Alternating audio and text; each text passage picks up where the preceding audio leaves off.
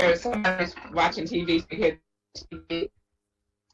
So Melissa Cooper, the Prince George's County Planning Board on Thursday, February 17, 2022 virtual meeting. It is our 79th virtual meeting since the start of the pandemic. We just have a couple of things that we want to mention today, which are we're going to start with Proctor, and then at 10:15ish we will proceed with development review. So we do have our full, I think, planning board members. We have Vice Chair, we have Commissioner Washington. We do have Commissioner Giraldo. I do not see Commissioner Warner at this moment. So right now we have 4 commissioners on. So let's get started with just before announcements and review items. Sorry, could you please check to make sure you heard okay? Okay, can everyone hear me? That would be a no. Okay. He can hear me. If you can, okay, yes, I can. Okay, we just got internet. We have slow internet over here. There's always something. Yeah. And my dad used to say, just to show you, there's always something. So the first item today, this morning, is our approval of the draft minutes from the February 2022 meeting. Is there a motion? Okay. Yeah. Houston, we have a problem. Okay, with our internet here. So we have a motion by Commissioner Giraldo, seconded by, was that Commissioner Washington? Pick one. Second. That's fine. Okay, so I didn't.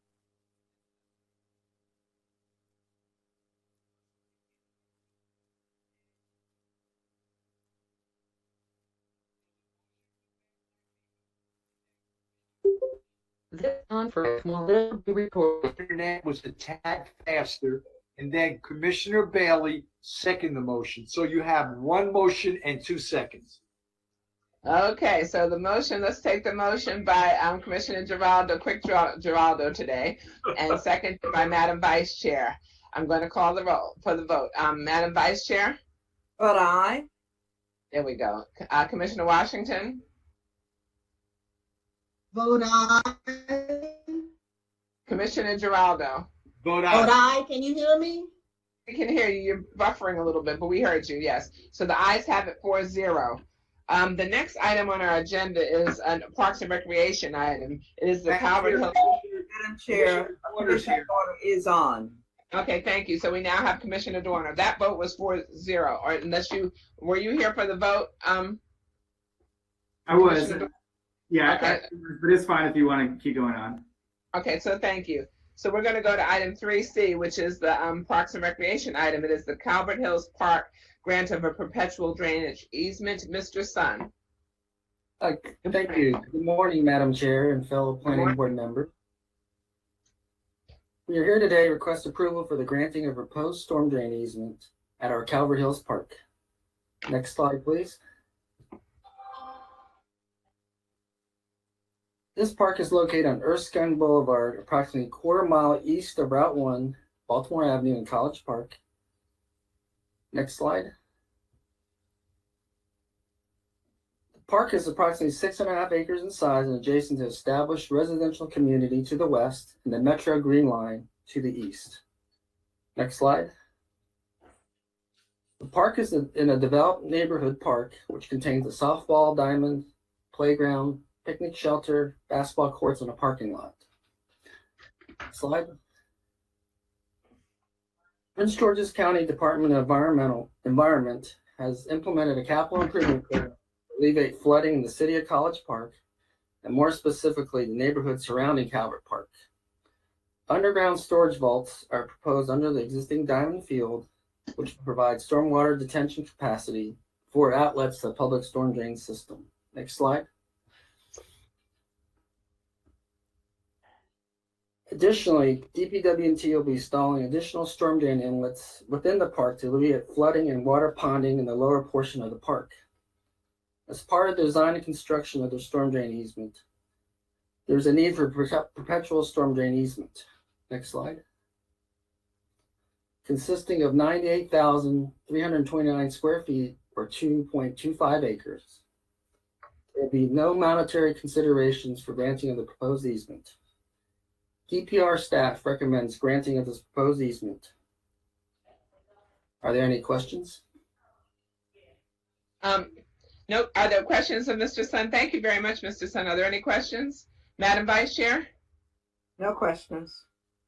Commissioner Washington? Okay. Commissioner Dorner? No question.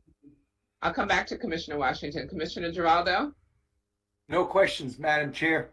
We see you, Commissioner Washington. We don't hear you, but just no questions? Can you hear me now?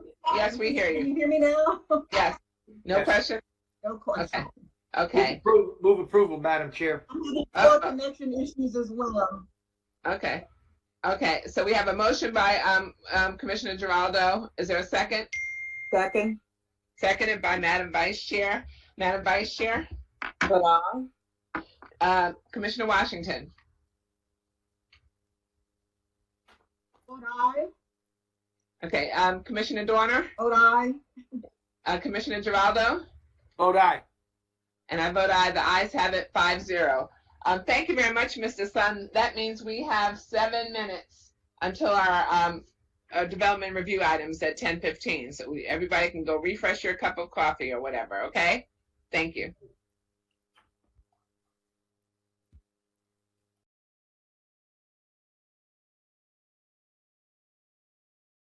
So we're going to get started again with the other portions of our agenda, but first there are many, many announcements. I want to acknowledge who we have with us. We have our Planning Director, Ms. Checkley. We have our Deputy Planning Director here present with us, Mr. Balaj. We have our Planning Board Administrator, Jessica Jones. We have, obviously, we have the full complement of commissioners. We have Madam Vice Chair Bailey, Commissioners Washington, Dorner, and Giraldo. We have our, I'll come back. We have that wizard behind the curtain. That is Ryan Cron working his visual media specialties to make this all work. We have our Chief of Development Review, James Hunt, who looks awfully refreshed now. And we have working the PowerPoints over here. We have Senior Planning Technician, Kenny Flanagan. You hear that, Mr. Gibbs? Okay, and we have a number of other people here with us today. We have our Principal Counsel, David Warner. David, we did remember your mom in our thoughts and prayers, and we want you to know that. And it is good to see you back, but we continue to lift you in our hearts. Thank you. And then I think that's it for the moment. I want to take a moment to we have some other announcements, so I want to say those. Obviously, this is our 79th virtual meeting since the onset of the pandemic, and I'm reminding everyone again of our procedures during this virtual platform.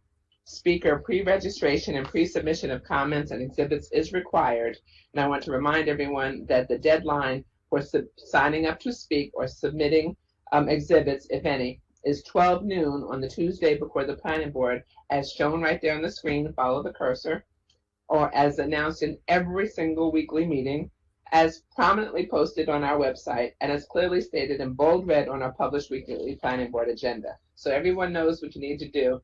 2 days before the hearing at 12 noon, please sign up if you wish to speak or submit any exhibits. Registered speakers and presenters may join the meeting with the link provided via the email from the planning board office, or may listen or participate by phone. And of course, the public may continue to watch planning board meetings streamed live, or if you wish to become a person of record, you may sign up on our online web form. Okay, so as always, we commence our meeting with a moment of silence for those who have passed on in the interim, and that would be we want to start with, we want to ask that you remember Cheryl Summerlin in our thoughts and prayers.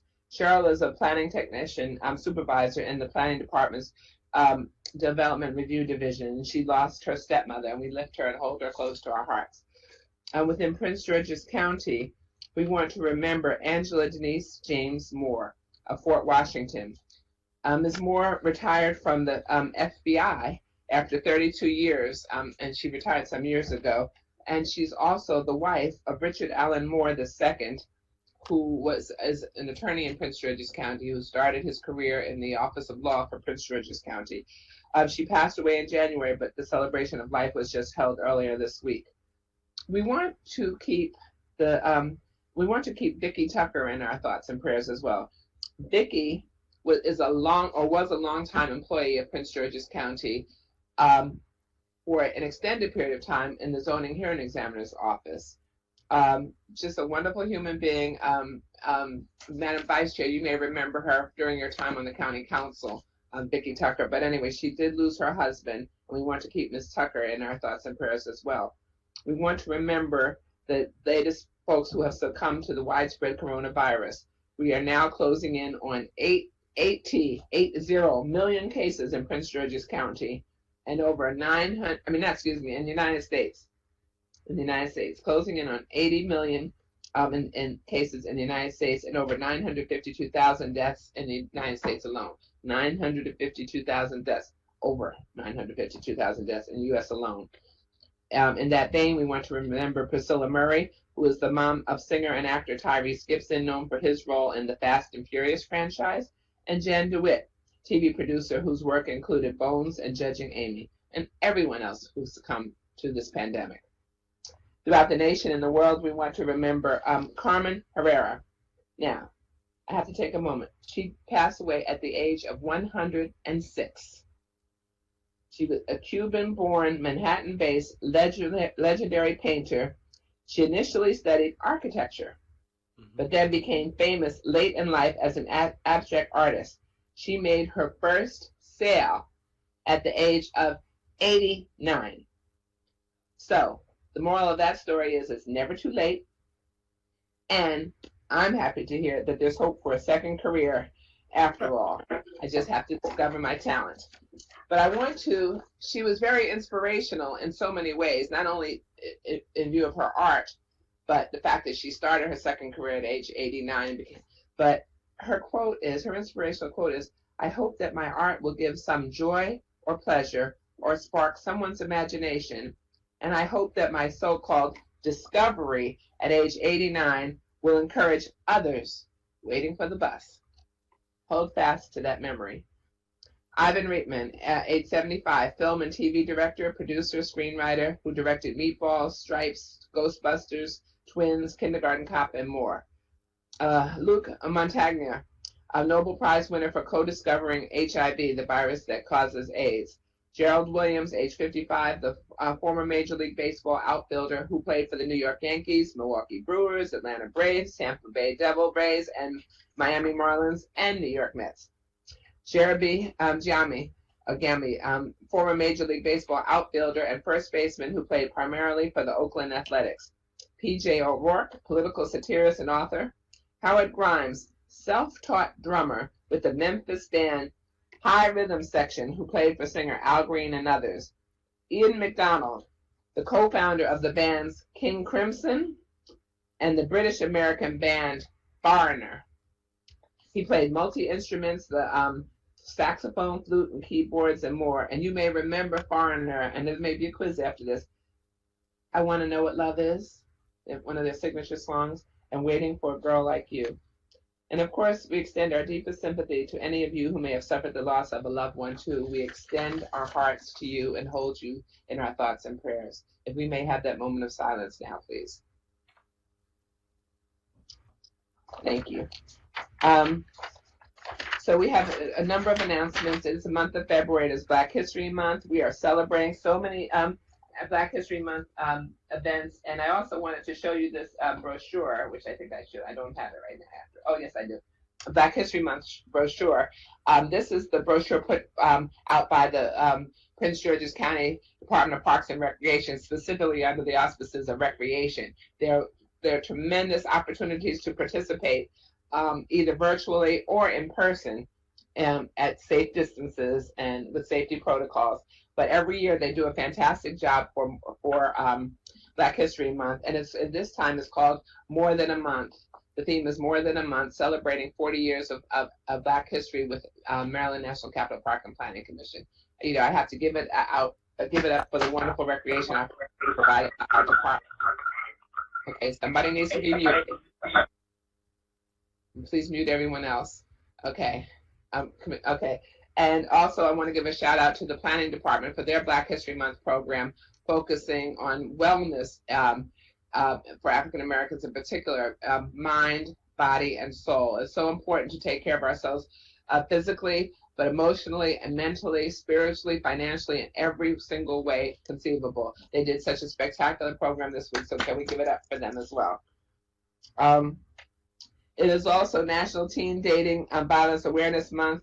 And teen dating, I gave statistics before, it is egregious, it is prevalent, it is rampant, and there's a disconnect between the number of teens who say they have been subjected to sexual violence prior to the age of 18, and yet 80% of parents say their child or their teen has never been subjected to this. So there's a disconnect. Teens aren't reporting it everywhere. So parents, really, or grandparents, zero in on your teens.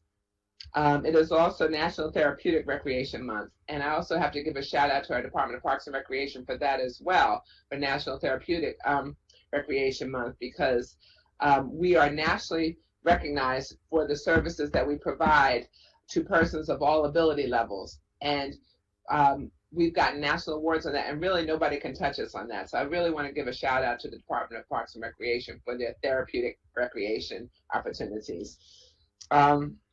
And while we're talking about the Department of Parks and Recreation, let me do a shout out and say happy birthday, in absentia, happy birthday to our Director of Parks and Recreation, Bill Tyler.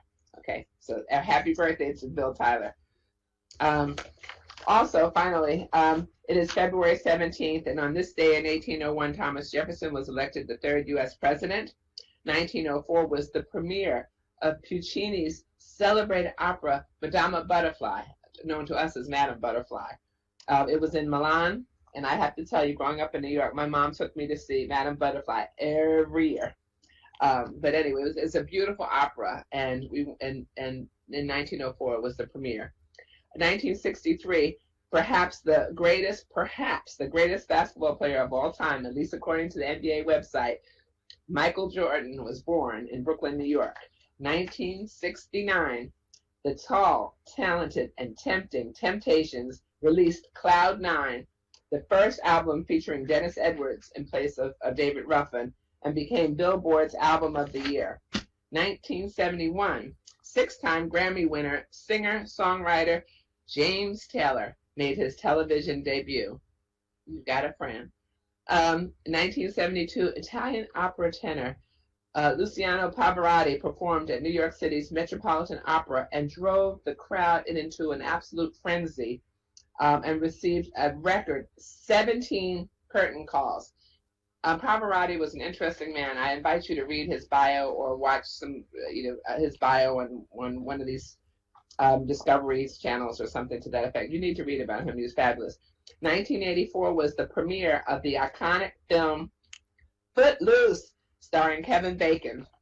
It was not just about showing the joy of dancing, but it was also about standing up for what you believe in. In this particular case, it was confronting the town council to challenge their anti-dancing ordinance. And this young person who had just moved to the area took on City Hall, so to speak, for what he believed in. A stand-up guy. Always remember to be a stand-up person.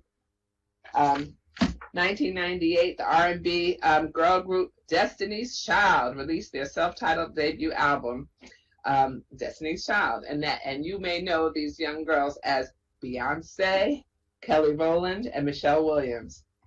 Now, I just want to close with 2014, the premiere of the Tonight Show starring Jimmy Fallon.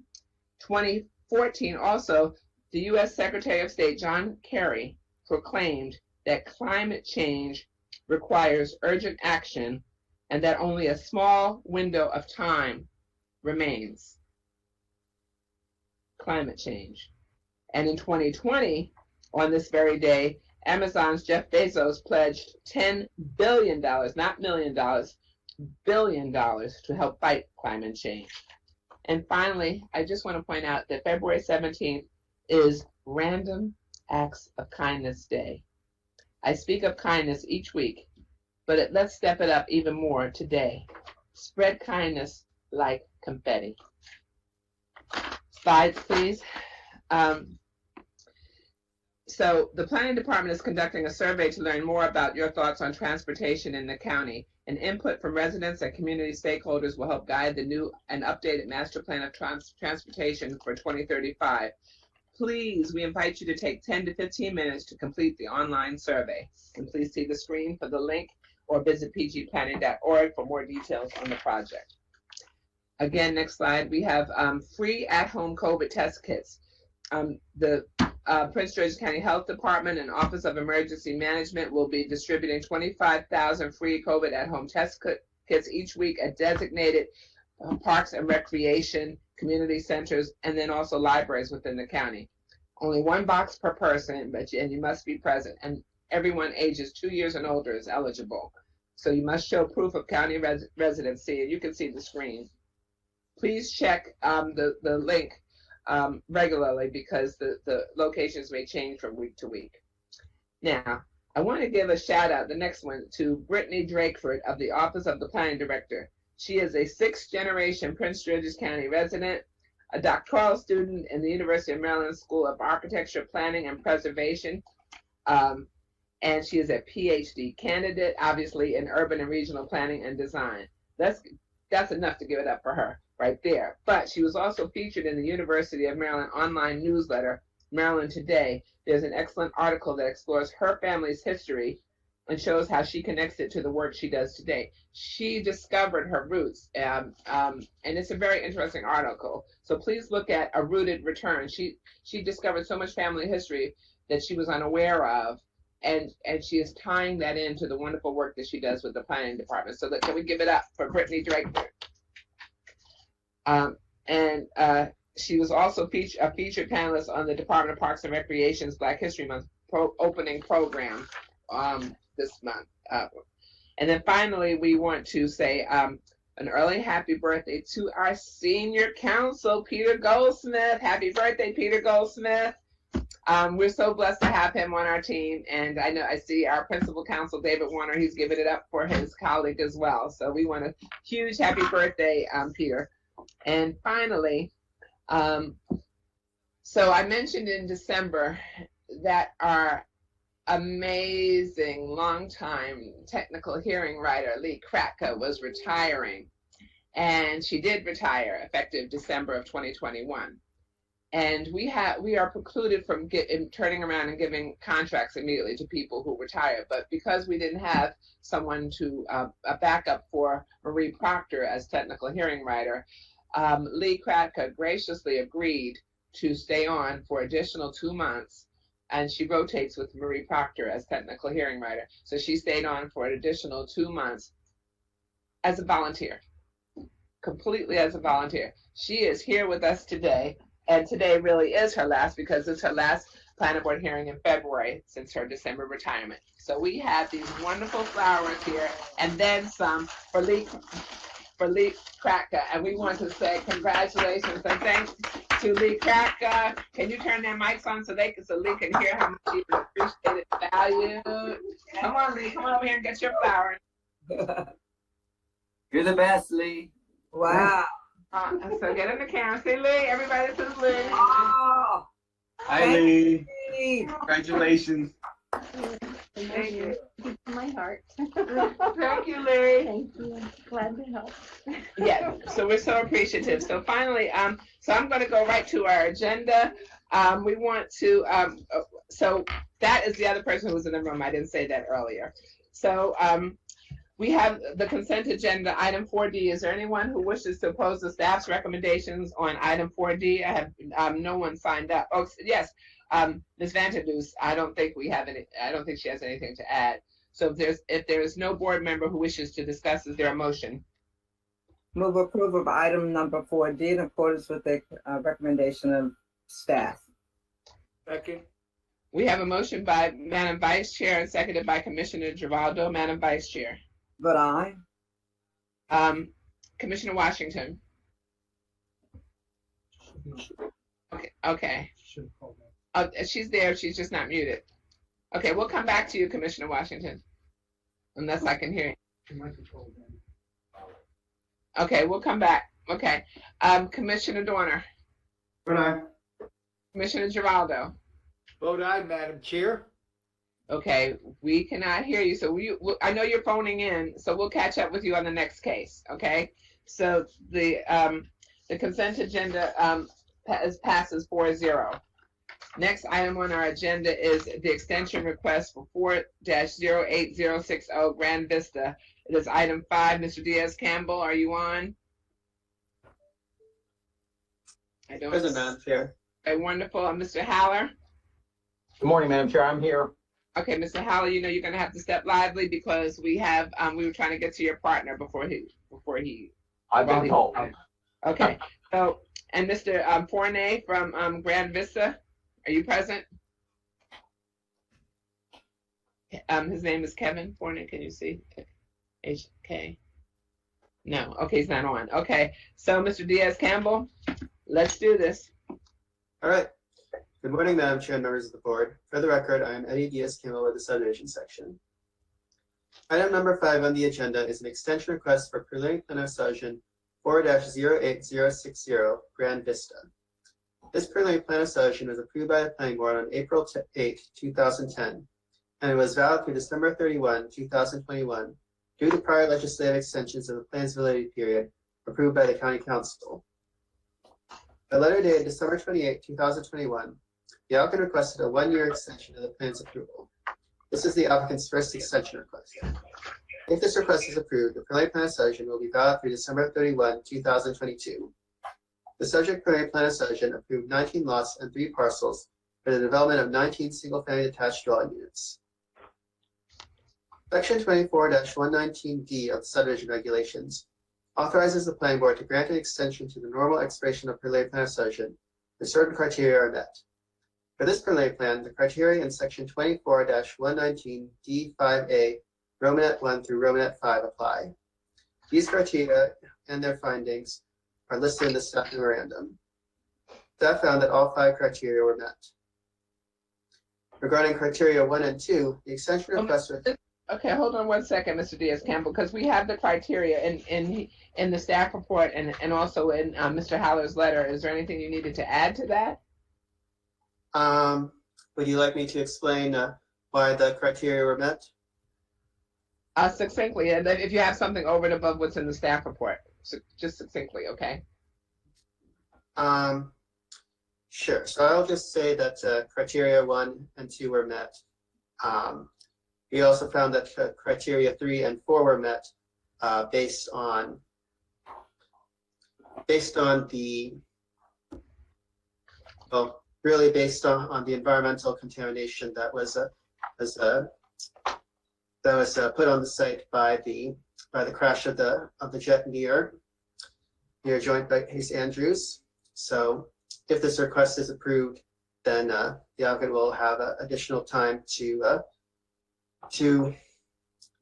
file the detailed site plan that's necessary before they can get their final plat. That would be my most succinct version of the findings. And you did it very well, Mr. Diaz-Campbell. I know you had to quickly pivot, so I appreciate that.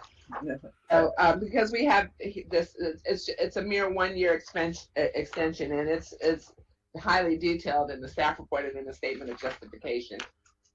So I'm going to turn to Mr. Haller first to see, and then we'll see if the board has any questions of either of you. Well, you know what, before I go, Mr. Haller, let's start there, yeah. Good morning. Thank you, Madam Chair, members of the board. Thomas Haller on behalf of the owner of the property, Grand Vista LLC. As staff noted, the subdivision was approved in 2010 for 19 lots in the RR zone. I would venture a guess that the circumstances underlying this request are the most unique you have seen in the several extension requests that have been before you the past couple of months. My client is by no means happy about the situation that they are dealing with. As we outlined in our extension request, this is the unlucky property on which a fuel tank, which was jettisoned by a jet, imploded into and contaminated the property with jet fuel. I have submitted information on behalf of the owner of the property, outlining the efforts that they've been making to work with the government to make sure that the property is cleaned up, and those efforts are ongoing, and we hope to have them resolved early this year. It is our hope that the requested extension will provide us the time to resolve and clean up the property and clarify how we can move forward with the development of the property. So in conclusion, we agree with the staff's findings and the recommendation for a 1-year extension, and I'll be happy to answer any questions that you have. Okay, and then before we, well, let's just see if the board has any questions of Mr. Diaz-Campbell or you, Mr. Haller. Madam Vice Chair? No questions. Okay, Commissioner Washington, are you able to? No, she's not able to phone in. She did phone. I'm phoned in, but Oh, wonderful, we hear you, we hear you, we hear you. Any questions? I have no questions. Thank you. Wonderful, Commissioner Dorner? No questions. I think it's an extreme circumstance, and the applicant has demonstrated they're trying to clean this up and trying to get help with the fuel that contaminated the soil. So it sounds completely reasonable. All right, thank you. And Commissioner Geraldo? No questions. I agree. It's reasonable given the pollution on the toxic of the site. They're only asking for 1 year, so while we're right there, is there a motion? Move approval. Madam Chair, I move that we accept the recommendation of staff and approve the 1-year extension of preliminary plan 4-08060. Okay, Commissioner Washington, we're gonna take that as a second because Mr. Quick Giraldo made the motion fast, so that's a second. A motion by Commissioner Okay. Giraldo, seconded by Commissioner Washington. Madam Vice Chair? Vote aye. Commissioner Washington? Vote aye. Commissioner Dorner? But and thank you, Mr. Diaz-Campbell. And Commissioner Giraldo? Yes, thank you, Mr. Diaz-Campbell. I vote aye. And the ayes have it 5-0. Thank you so much, Mr. Diaz-Campbell and Mr. Haller. The next item on our agenda is item 10, which is also an extension request for 1 year. Is preliminary plan 4-08019 Commons at Addison Road 2. Ms. Gupta? Good morning, Madam Chair Present. Mr. Hatcher, we see you. Wonderful. Now, there are a number of people signed up, perhaps just for questions. Stephanie Farrell or Farrell? I don't know. Are you on, Stephanie? No. Okay. Anjana Desai? A. Here. Okay, wonderful. I probably didn't pronounce it correctly, did I? No? It's close enough, Anjana. Okay. Lisa Allen? Thank you. Lisa Allen, are you on? Okay, Ms. Allen? We see, find out we don't hear anything. Yes, I'm on. Okay, Mr. Patel? Jay. Okay, all right, so Ms. Gupta, let's go. Thank you, Madam Chair. Good morning, Madam Chair and members of the board. For the record, I am Mridula Gupta with the subdivision section. Item number 10 on the agenda is an extension request for preliminary plan of subdivision 4-08019 titled Commons at Addison Road 2. This preliminary plan of subdivision was approved by the planning board on September 25th, 2008, and it is valid through December 31, 2021 due to prior legislative extensions of the plan's validity period approved by the County Council. By letter dated December 29, 2021, and supplemental letter dated January 28, 2022, the applicant requested a 1-year extension of the plan's approval.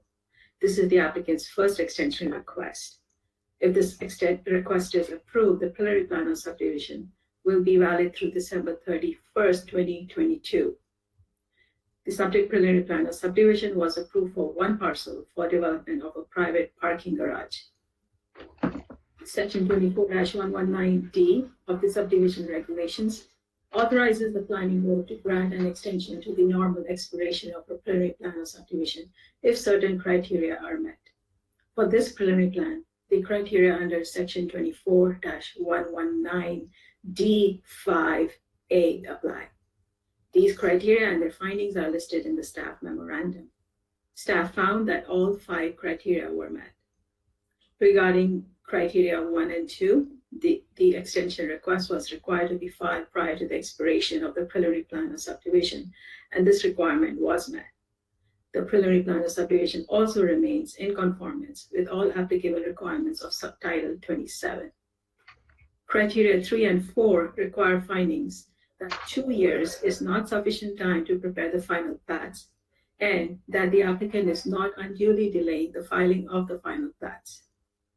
As previously stated, this project benefited from legislative extensions enacted to address the nationwide recession and the COVID-19 pandemic. Preliminary plan of subdivision 4-08019 was approved for a parking garage on the subject property and required that any parking on this parcel be ancillary to the uses within adjoining properties, parcel A and lot 5, lot B. These combined properties are the subject of detailed site plan DSP-06001 and its associated amendments, which propose to construct a mixed-use building on parcel A. Ms. Gupta, let me stop you for a second because we're trying to accommodate someone else with a serious scheduling issue. Understood. So I want to make sure that we have most of what you're saying is in the staff report on this particular one, and they are. I understand there was one letter that asked for a 2-year extension, and the second letter from January asked for a 1-year extension.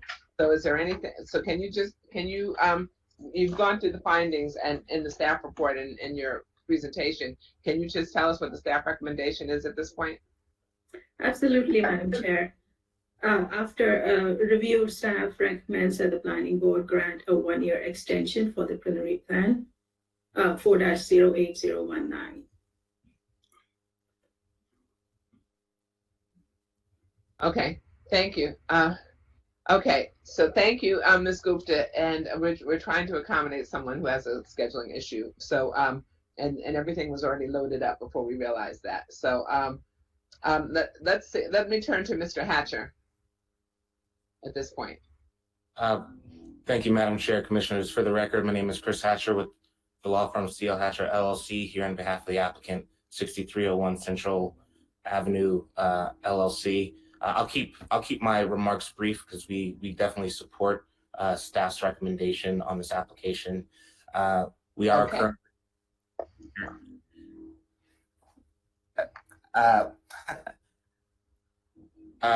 just so the board can be aware, we're currently working on the building permit plans to submit to DPI for purposes of building permit, and we've also filed for certification of detailed site plan so that we can move on to plat for this project. With that, we respectfully request that the planning board adopt the findings of fact and conclusions of law contained in the staff analysis and approve the 1-year extension. Thank you so much, Mr. Hatcher, and we're going to try, we're going to turn to the board to see if they have any questions of either you or Ms. Gupta. And then the other question I have is, you have a number of people signed up as proponents. Are they all with you, or do they wish to speak? Do you know, or are they here if they're, or are they here for questions? They're members of, well, it's my understanding, I recognize all those names, that they're all members of the team, and we are here to respond to any questions that you might have. Okay, so I will call on them just to make sure, but first I'm going to see if the board has any questions of either you or Ms. Gupta, okay? So I'm going to start with Madam Vice Chair. Any questions of Ms. Gupta or Mr. Hatcher?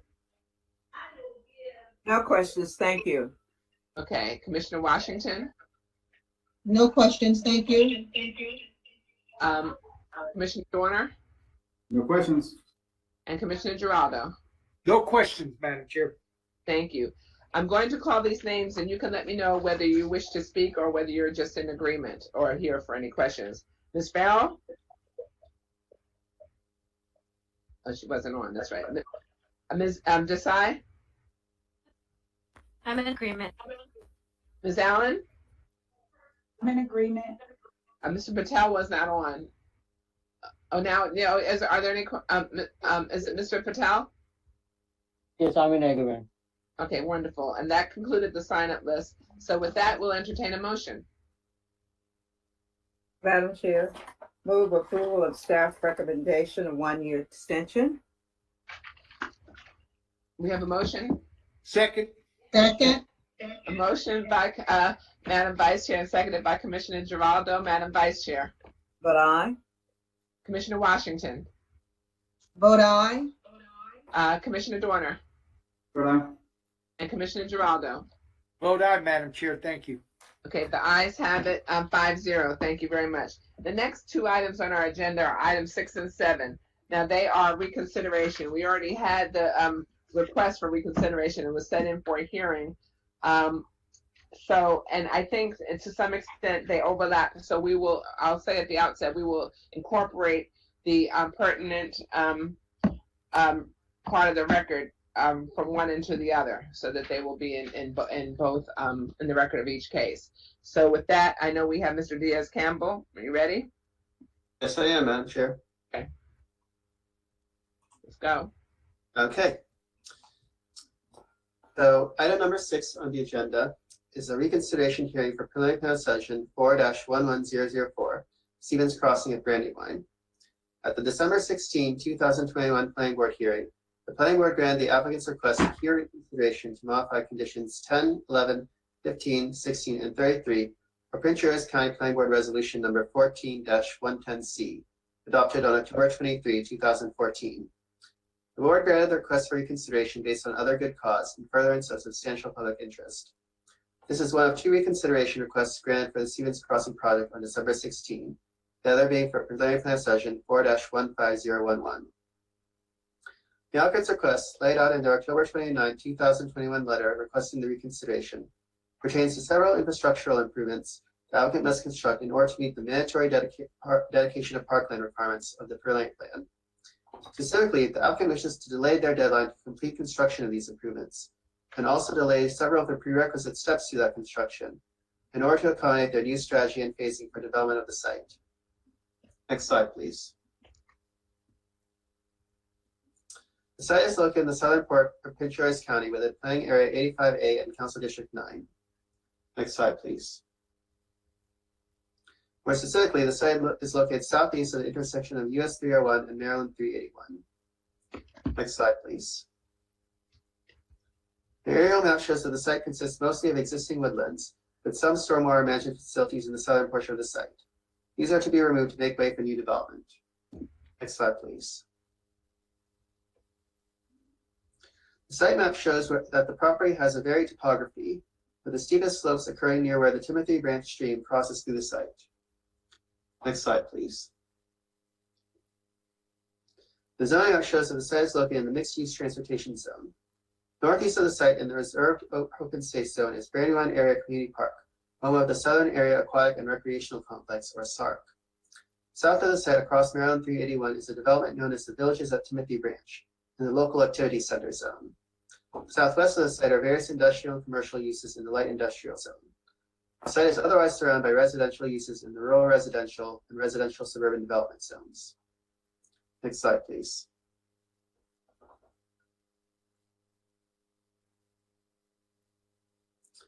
The overlay map shows that the western half of the site is in the military installation overlay zone for noise. Next slide, please. The master plan right-of-way map shows that there are 2 master plan roads crossing through the site, including Mattawoman Drive, a planned arterial crossing through the site from the south to northwest, and Cattail Way, a planned collector crossing through the site from east to west. The site is also bound by Maryland 381, an existing collector to the south, Missouri Avenue, an existing primary road to the east, and US 301, an existing freeway to the north. Next slide, please. This slide shows the preliminary plan section. Existing and proposed streets are shown in blue, while the primary management area is shown in tan. The preliminary plan approved 379 lots, 73 parcels, and 1 outlot for the development of 1,295 dwelling units and 300,000 square feet of non-residential development.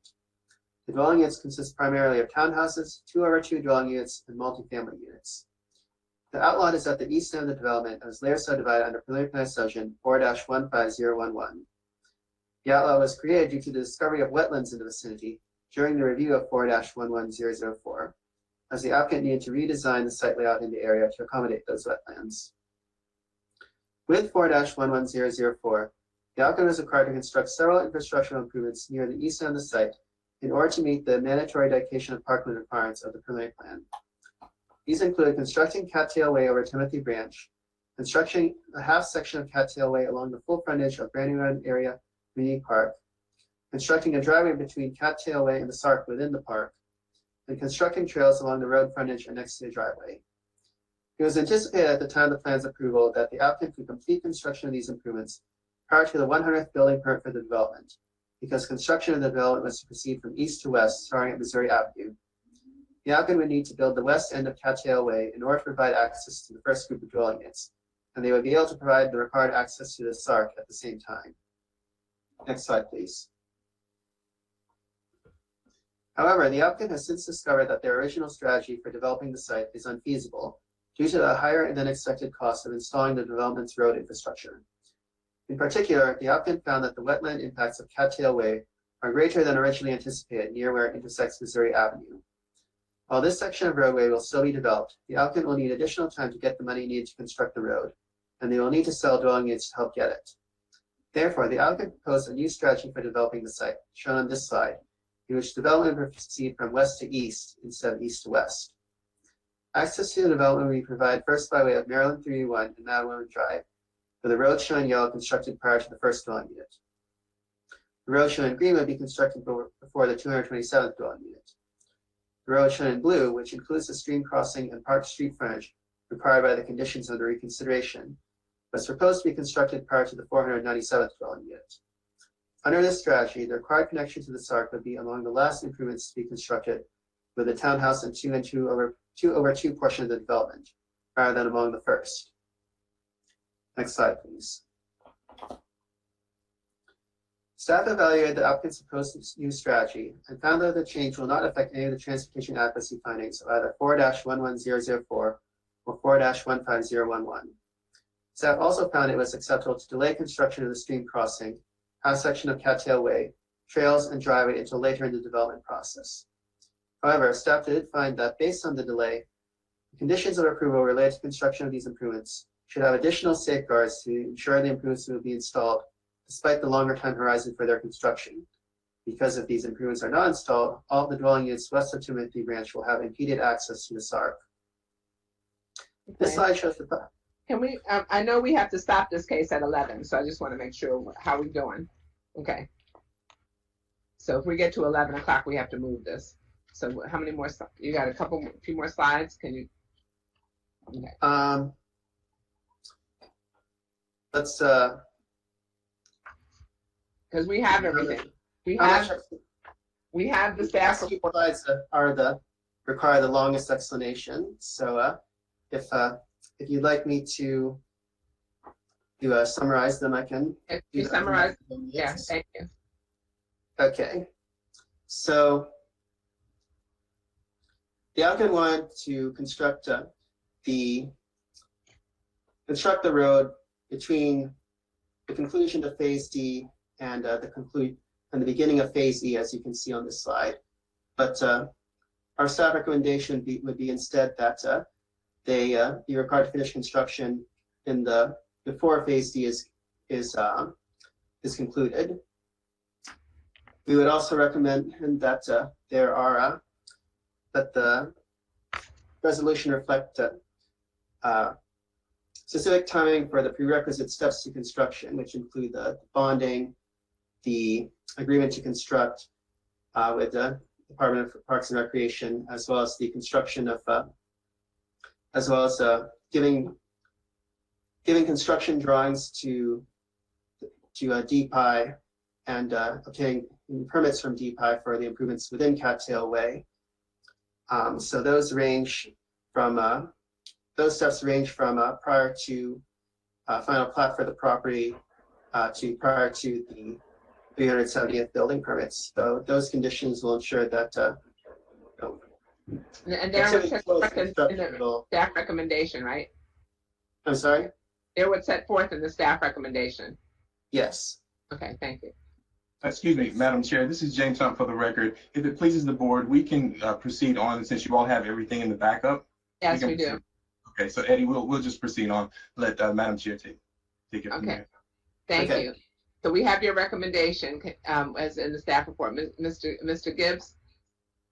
Yes, good morning. Pleasure to be here, Madam Chair, members of the board. I represent the applicant and owner of the Stevens Crossing project, and I gave a thorough presentation when you agreed to reconsider both of these cases. The plans just are related to the phasing of the construction of Mattawoman Drive and Cattail Way in particular.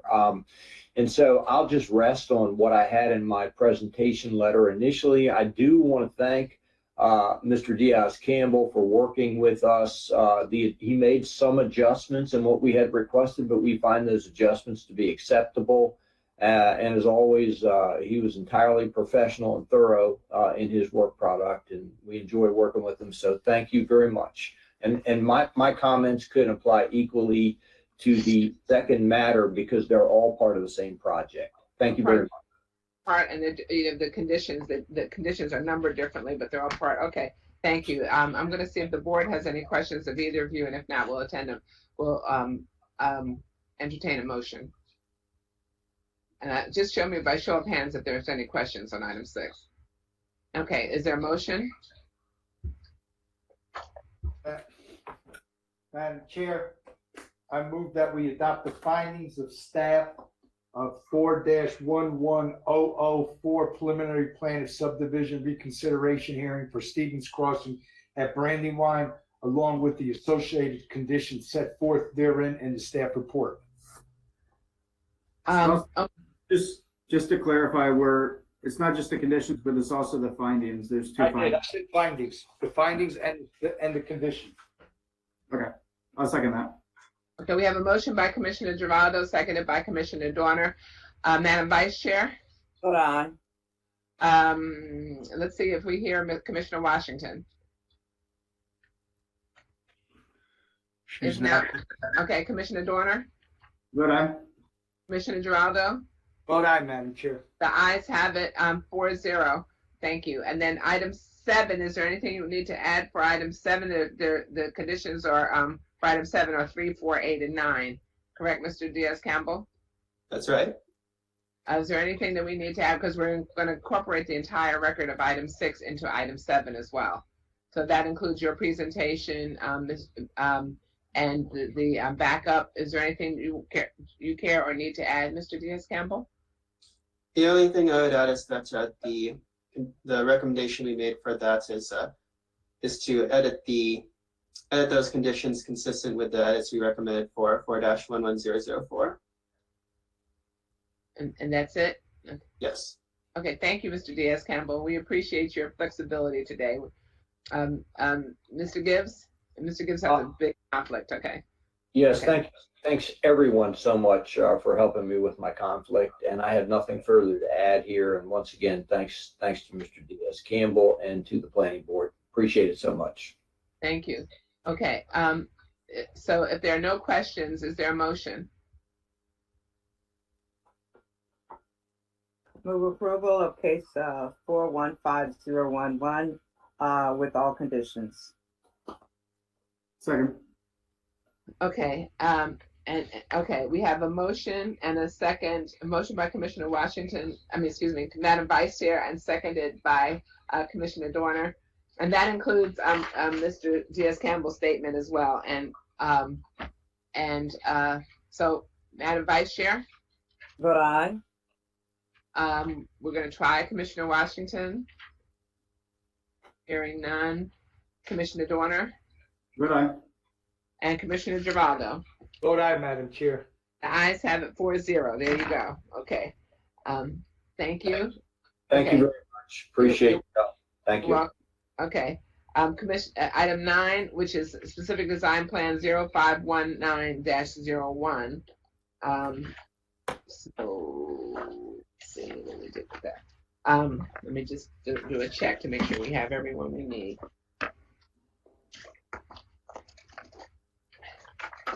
And that would be Mr. Bishop. Do I see you? Yes, I'm here. Okay, Mr. Bishop. And we see Mr. Haller. We have other people signed up on this. Mr. Tucker, Charles Tucker.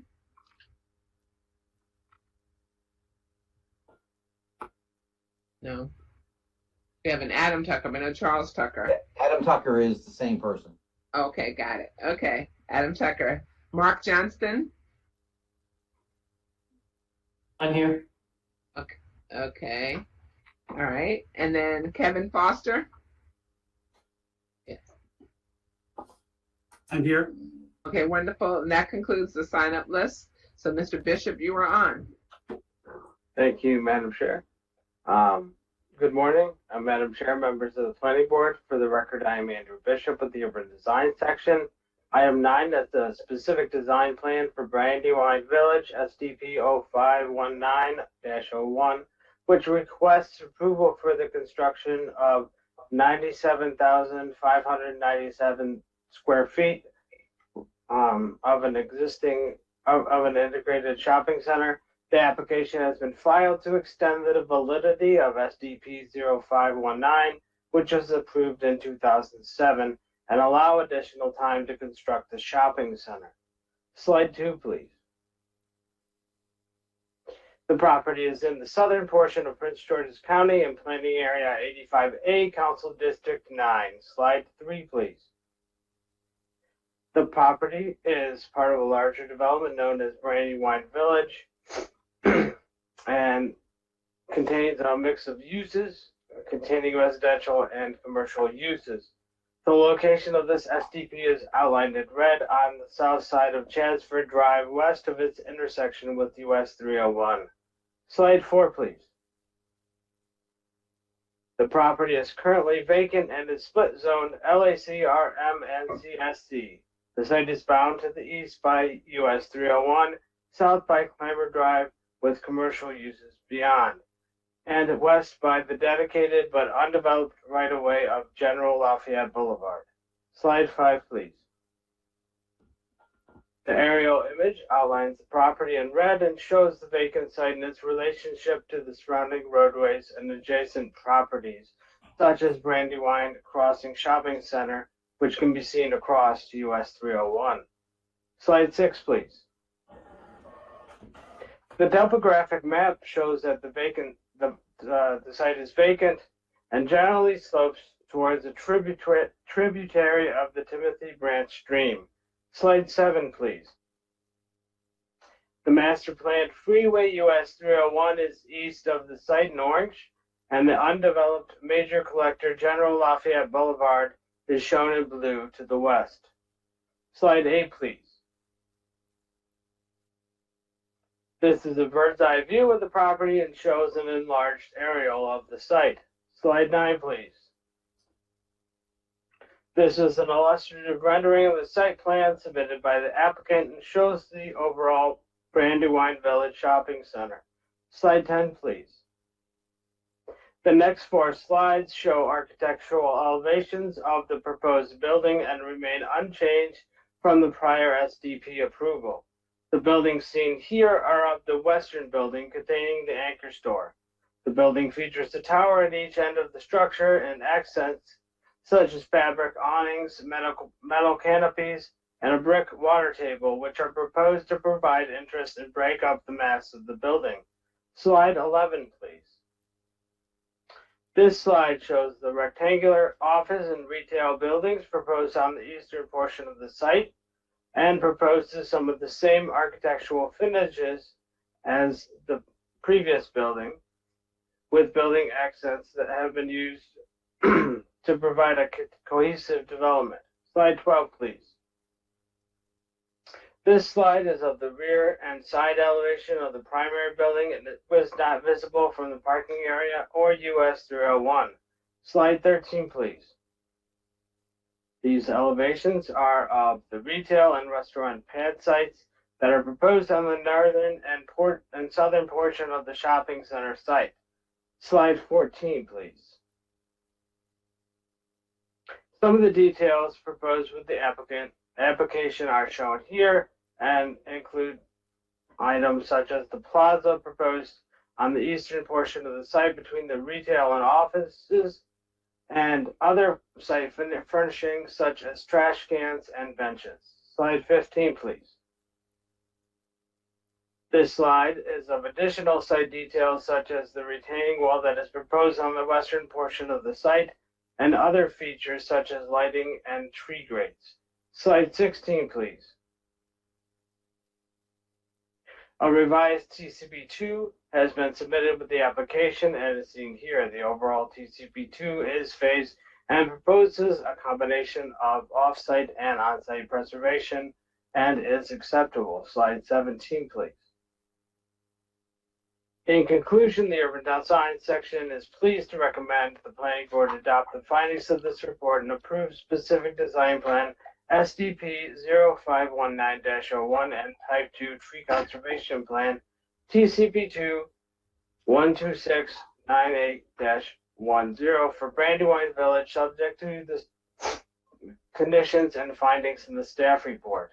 The applicant has reviewed the technical staff report and is in agreement. This concludes staff's presentation. Thank you. Thank you so much, Mr. Bishop. Let's see if there's any questions of you at this time, Madam Vice Chair. No questions at this time. Thank you. Commissioner Washington. No questions. Can you hear me? Very Yes. loud and clear. You've been around the go-to world and back. So. Yeah, there you go.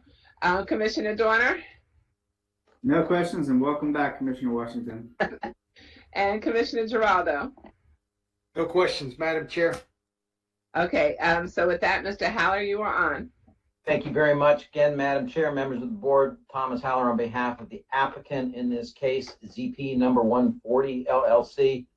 I have with me today Mr. Adam Tucker, who is signed up and is online, but he indicated he was muted by the organizer. So if there are any questions for him, he would need to be unmuted. We also have with us today Mr. Mark Johnson and Mr. Kevin Foster with our engineering team, Dutch Chickle and Weber, and they're also here to answer any questions that you may have. I want to thank Mr. Bishop for his assistance in working through this application. As always, it's a pleasure to work with him, and we are pleased to be before you with no proposed changes to staff's recommendation or conditions. As Mr. Bishop indicated, the specific design plan application that's before you today is the same application that the Planning Board approved in 2007.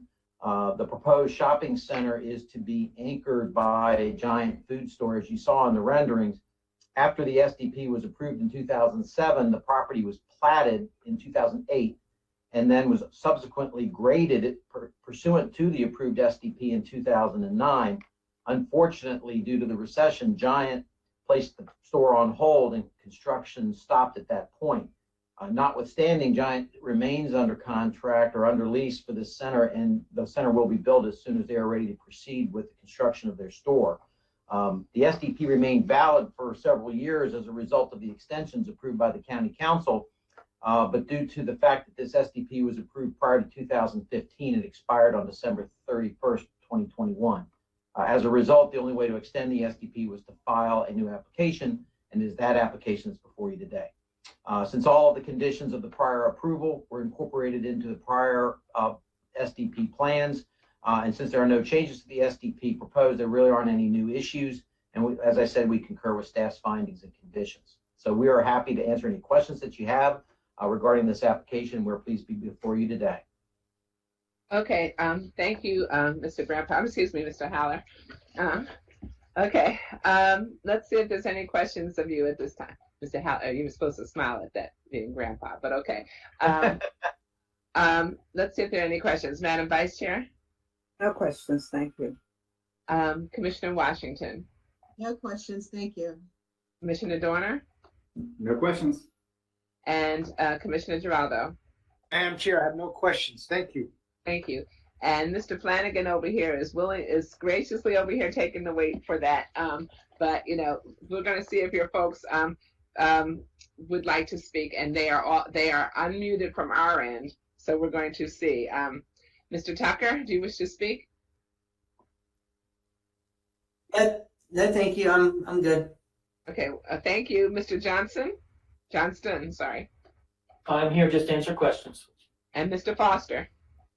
I'm also here just to answer any questions. Okay, so I don't know if the board has any questions of anyone that no one has indicated. I will look to a show of hands, and I see none.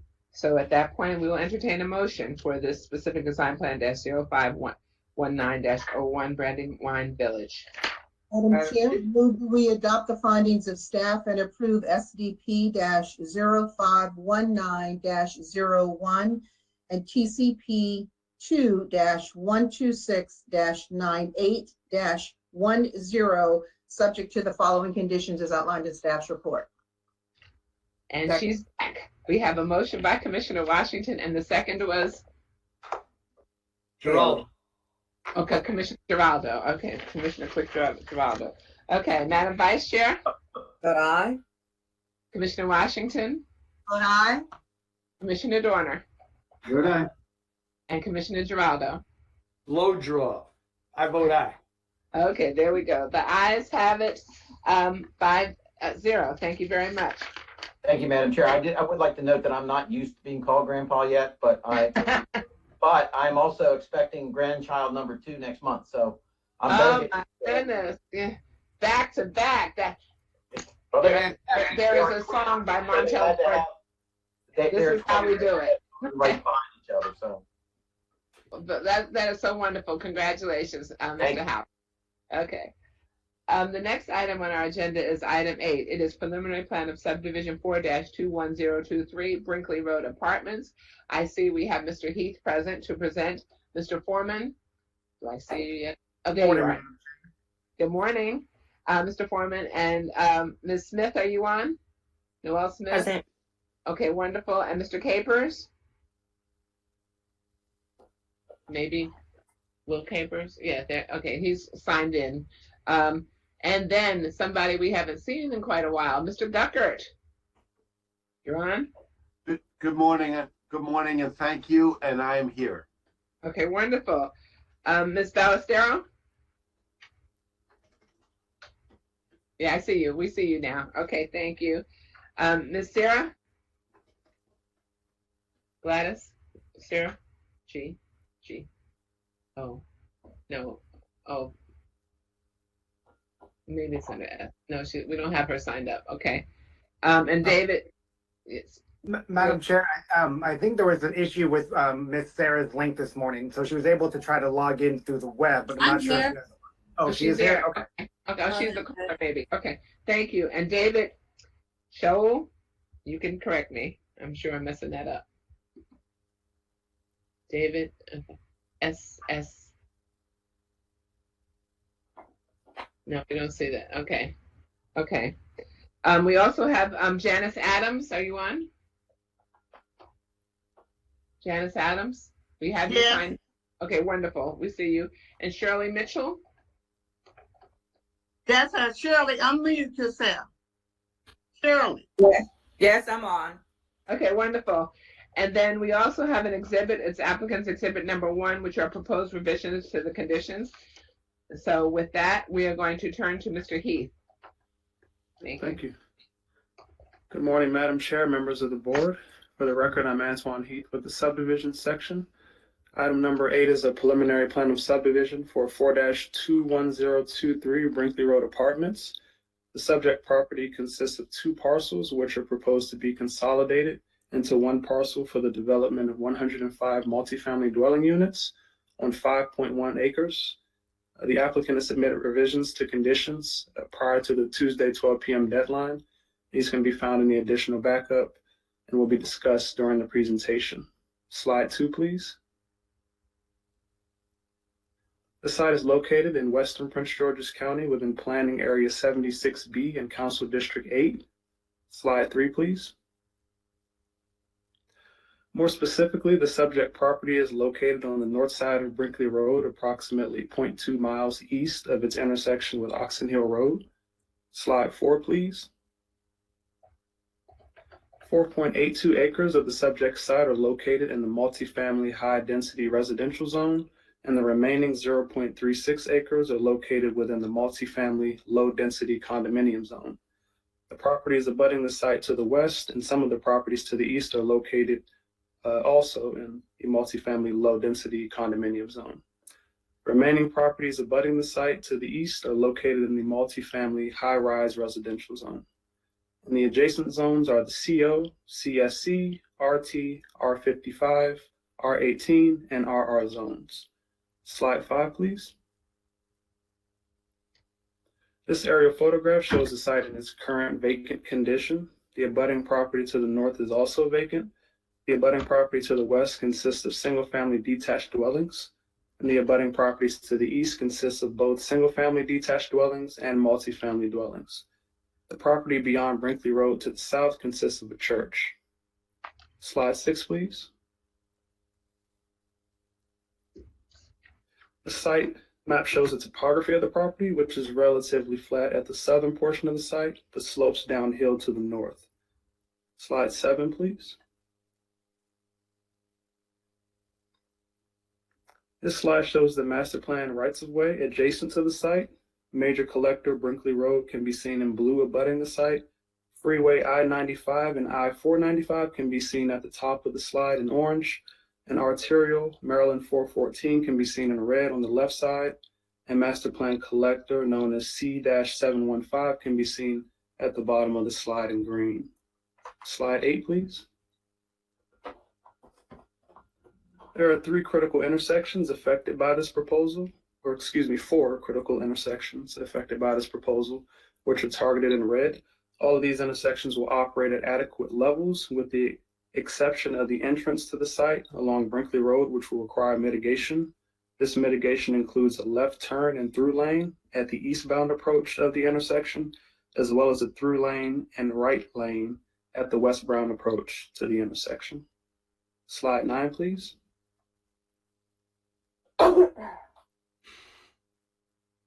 This is a bird's eye view of the site, which shows the site in its current condition as well as the adjacent properties.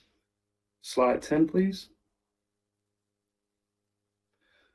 This site is located within a county corridor and is subject to providing off-site bicycle and pedestrian improvements within a half-mile radius.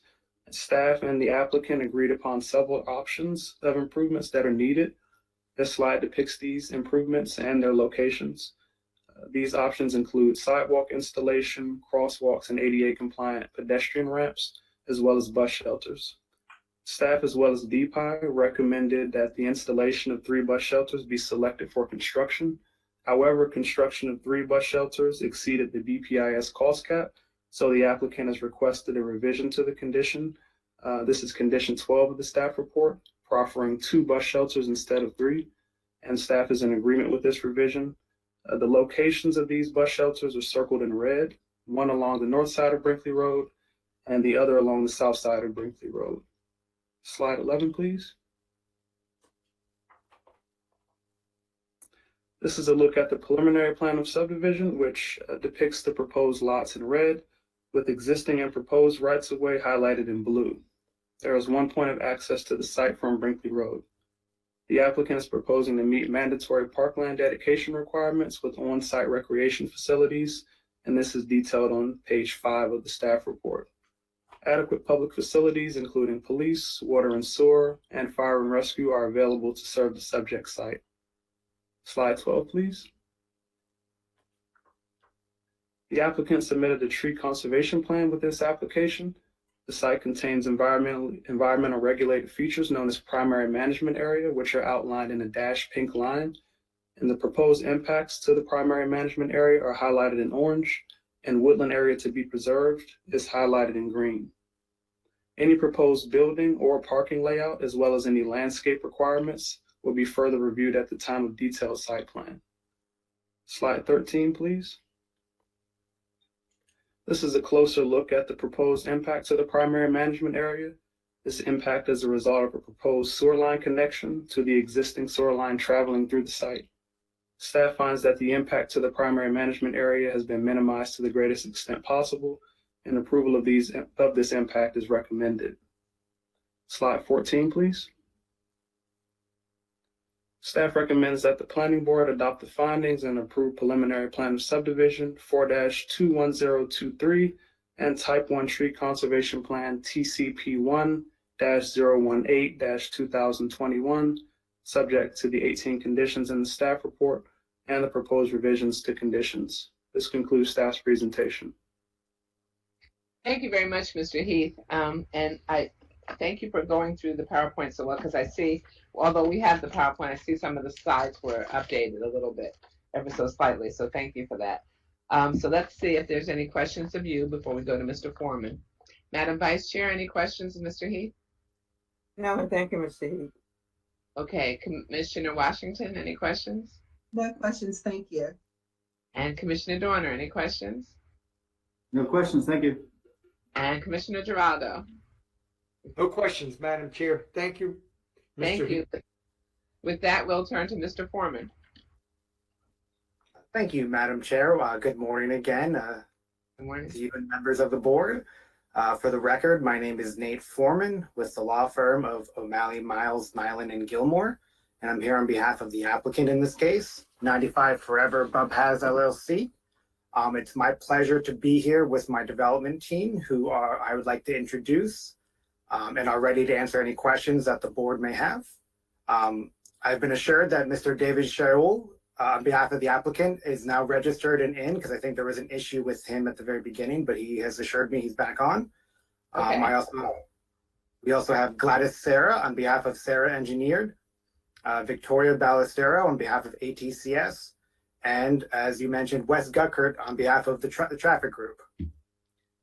I would like to begin by thanking Antoine Heath and the other members of the staff for their assistance throughout this process. The site has proven to be interesting and complicated in fun ways, given that the environmental concerns occupy about half of the entire property. So we've been truly trying to work on how to provide a good product at this site while really mitigating and minimizing any impact on the environmental concerns. We've also had productive conversations with the transportation section, who Antoine had mentioned. We are in agreement with the bicycle and pedestrian impact improvements to ensure that we are providing good facilities to ensure that this area is adequately served by the bicycle and pedestrian facilities. We really, it's been kind of a long process in getting to this stage. We had been starting to move forward about a year ago or so, and we started to try to do that with communications with the district council member, because we knew that this was an area of concern to the community. And so we really tried to coordinate with the council member for District 8 on some outreach. However, as we know, kind of through that process, she ended up resigning her position, and so we were kind of kind of ended up trying to go it on our own. And so for that respect, we hired the VSJ Inc., who's a public relations firm, and we worked with Monica Bisco to reach out to HOAs and other community associations in that area to make sure we reached out to the community. We were successfully able to meet with the representatives of Brinkley Station and Brinkley Overlook. Brinkley Station and Brinkley Towns. However, we were unable to meet with the representatives of Brinkley Overlook. But seeing as they are adjacent to our property, they did receive both the informational and acceptance mailing notification. So we did make sure that the property owners in the area were notified, and that local HOAs who would have an interest in this were contacted. Other than that, we do agree with staff's recommendation of approval and with the revised conditions. And we would ask that, we respectfully would request that the board adopt the findings and recommendations found in the staff report. And with that, my team and I are more than happy to answer any questions the board might have. Thank you very much this morning. Okay, thank you, Mr. Foreman. I'd like to ask you a question. Would you like, I'm going to see if the board has any questions of you, but also, I know you have your experts here. Would you like to put any of your experts on, or would you like to wait to hear from the citizens who've signed up and then have your experts answer as needed? I think it would probably be most efficient if we have them answer as needed. Okay. Unless there's specific questions from the board. Okay. So with that, I'm going to turn to the board first to see if there are any questions of Mr. Foreman, and then we will turn to the citizens. Madam Vice Chair, any questions of Mr. Foreman? Just a quick question. You did mention that two associations you met with. One was Brinkley Station. What was the second community group that you met with? Association? Brinkley Towns. Brinkley Towns. Thank you. My pleasure.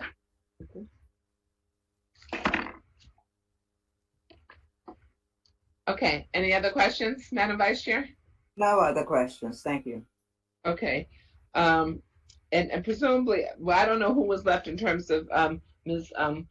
Anderson Walker's staff at the council, but presumably you worked with everybody that you could. Let's see if there are any other questions. Commissioner Washington, any questions of Mr. Foreman? No questions. Thank you, Mr. Foreman. Okay, Commissioner Dorner, any questions? Yeah, I have a question. So I know this has been a long process going back like over 15 years at this point, because that's even after the last approval. You guys bumped up the number of total dwelling units a little bit for this project, but you're well under what's like the maximum in the master plan for conformance, like half of it, I think. Can you just describe a little bit how the project's going to look? Because we haven't really seen a whole lot on it, and I know that will come in later phases. But and maybe some of the community opposition is to the density, but when I think of like multifamily projects or any kind of project where you have to do mitigations, sometimes the way to justify or be able to actually just make a project profitable is to build more density, either higher or just more units, and you're halfway at like what the maximum recommendation would be, so well under that amount. Why didn't you do more density, or can you just describe like what you're doing there? Thank you very much, Commissioner Dorner. I'd be more than happy to. So the site is relatively small, and while a lot of the specifics of your concern, we will try to address the DSP. I guess I do want to start with it and see what, it is kind of a small site. Because a lot of the property is already taken up by environmental concerns that we're not going to touch. We are restricted by parking, landscaping, buffering, and we also are kind of considerate of the size of the building in relation to some of the adjoining communities. So while we maybe could reach the maximum density in this site by going to a 10-story building, 11-story building, we are kind of preventing any sort of public outcry from that by kind of making sure that our property does sort of fit in with the community. Now, I'm not going to guarantee we're not going to go to 5 or 6 stories, but I think to get the density you're talking about, we would really have to go very vertical, and we're just not willing to do that at this time. But with the other specifics, we're going to have to go to, when we get to detailed site plan, to figure that one out. Okay, all right, fair enough. Thank you. Thank you. Okay. Thank you, Commissioner Dorner. And then I'm going to turn to Commissioner Giraldo. Just a question. Again, it'll probably be addressed at this SDP stage. But are these going to be garden type apartments, or what type of multifamily are you envisioning? David, please correct me if I'm wrong, but the type of we are going to envision is just a regular 4 or 5 story high-rise single building with internal elevators. Okay. That's fine. Thank you. And Mr. Show, is that correct? Did you want to add to that, or is it? Yeah, Nate, that is correct what Nate said, yes. Okay, thank you. Thank you. No further questions, Madam Chair. Okay, thank you so very much. Okay, so with that, let's turn to Ms. Adams, Janice Adams. So have we unmuted you? Can you hear me now? Yes, we can. Thank you. Hi, I live in the building right behind the project that's going to happen. Hold on a second. We're going to show right there. Can you see the cursor? Yes. Okay, so that's where you live. Okay, thank you. Okay, my biggest concern, and this is no disrespect to anyone, but my biggest concern is you're going through it with this apartment, you're going 3 levels down for parking. Your building is right adjacent, right there at our line, the property line.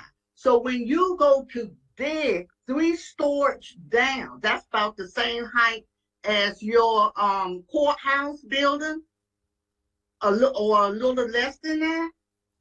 You're going down. That's going to break the soar or the grounds leading to our building. I'm more concerned with your development digging so far down for this 3-level garage. That what is it going to do to the property adjacent to it? It's just like when you build a house, it settles, the ground breaks, it moves on. Will this damage our units? I mean, it's my only home.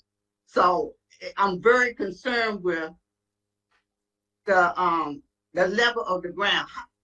Or can you put money in a contingency or something if a year later, here our buildings are leaning, that we could get it fixed? If you see in your map, you're right there. I mean, literally right there in the back of us. And then I look also at your footprint. Oh, not unless I have another. Your plans. It's very nice. You have trees and everything back there. My main concern, you're right in the back. Your apartment, your units will also be in the back.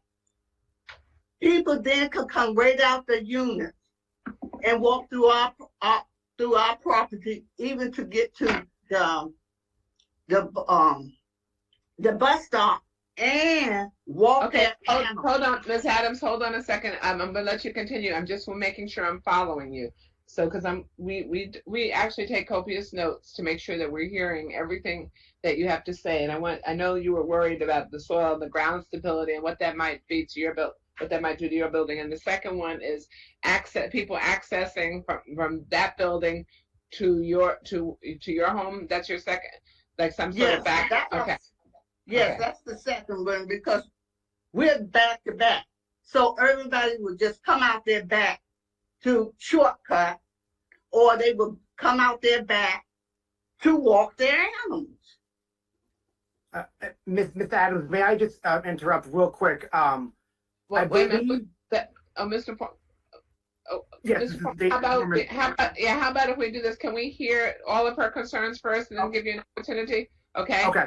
Yep. Okay. So we can keep going with our list. Okay. Thank you, Ms. Adams. Okay. And with this fence barrier that I hope you will put up, and still a lot of trees, I didn't see on your plans a picnic area for that many people, that they could go out and cook out. So that would make them come over to our area, our facilities to cook out. It's just human nature. Somebody see a spot to cook, they will go out there to cook. Okay. And the schools. This is just a pet peeve of mine. With the extra units, have the schools been notified that these units are going to be built so they can have the capacity for all of these extra kids? It was just a thought. Did you communicate with the school or in the area? And we're going to come back to that, because the laws are different as it applies to schools, and we'll have Mr. Warner address that as well. Okay, but we're going to let you continue, and then we're going to go to Ms. Mitchell, and then we're going to have Mr. Foreman and his team answer all the questions. Okay, and one more thing. How were the traffic lights going up? Were you going to put, you were talking about the bicycle lane, but heading to that property is one light. And I think another light down the street is another one. Some mornings we can barely get out. What are you going to do about the traffic coming out? Okay. So, sure. That concludes your questions for now? Okay. Yes. Okay, so we're going to turn to Ms. Mitchell and let her address hers as well. And then we're going to get you some answers. Some will actually come from the applicant, Mr. Foreman and his team. Some will come from our team, from a legal standpoint regarding school capacity and the fees that we have to pay, and or not we have to pay, but the developer has to pay. And also we will talk about, we have experts who can address, the applicant has Mr. Gucker to address the traffic situation. And so do we. We have our traffic experts as well. And then I also wanted to ask you, did you get a copy of the staff report, Ms. Adams? No.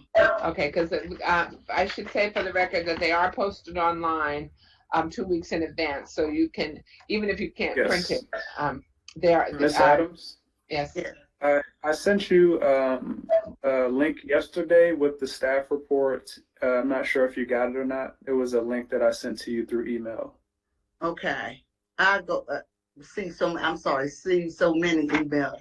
I'll go back. Okay.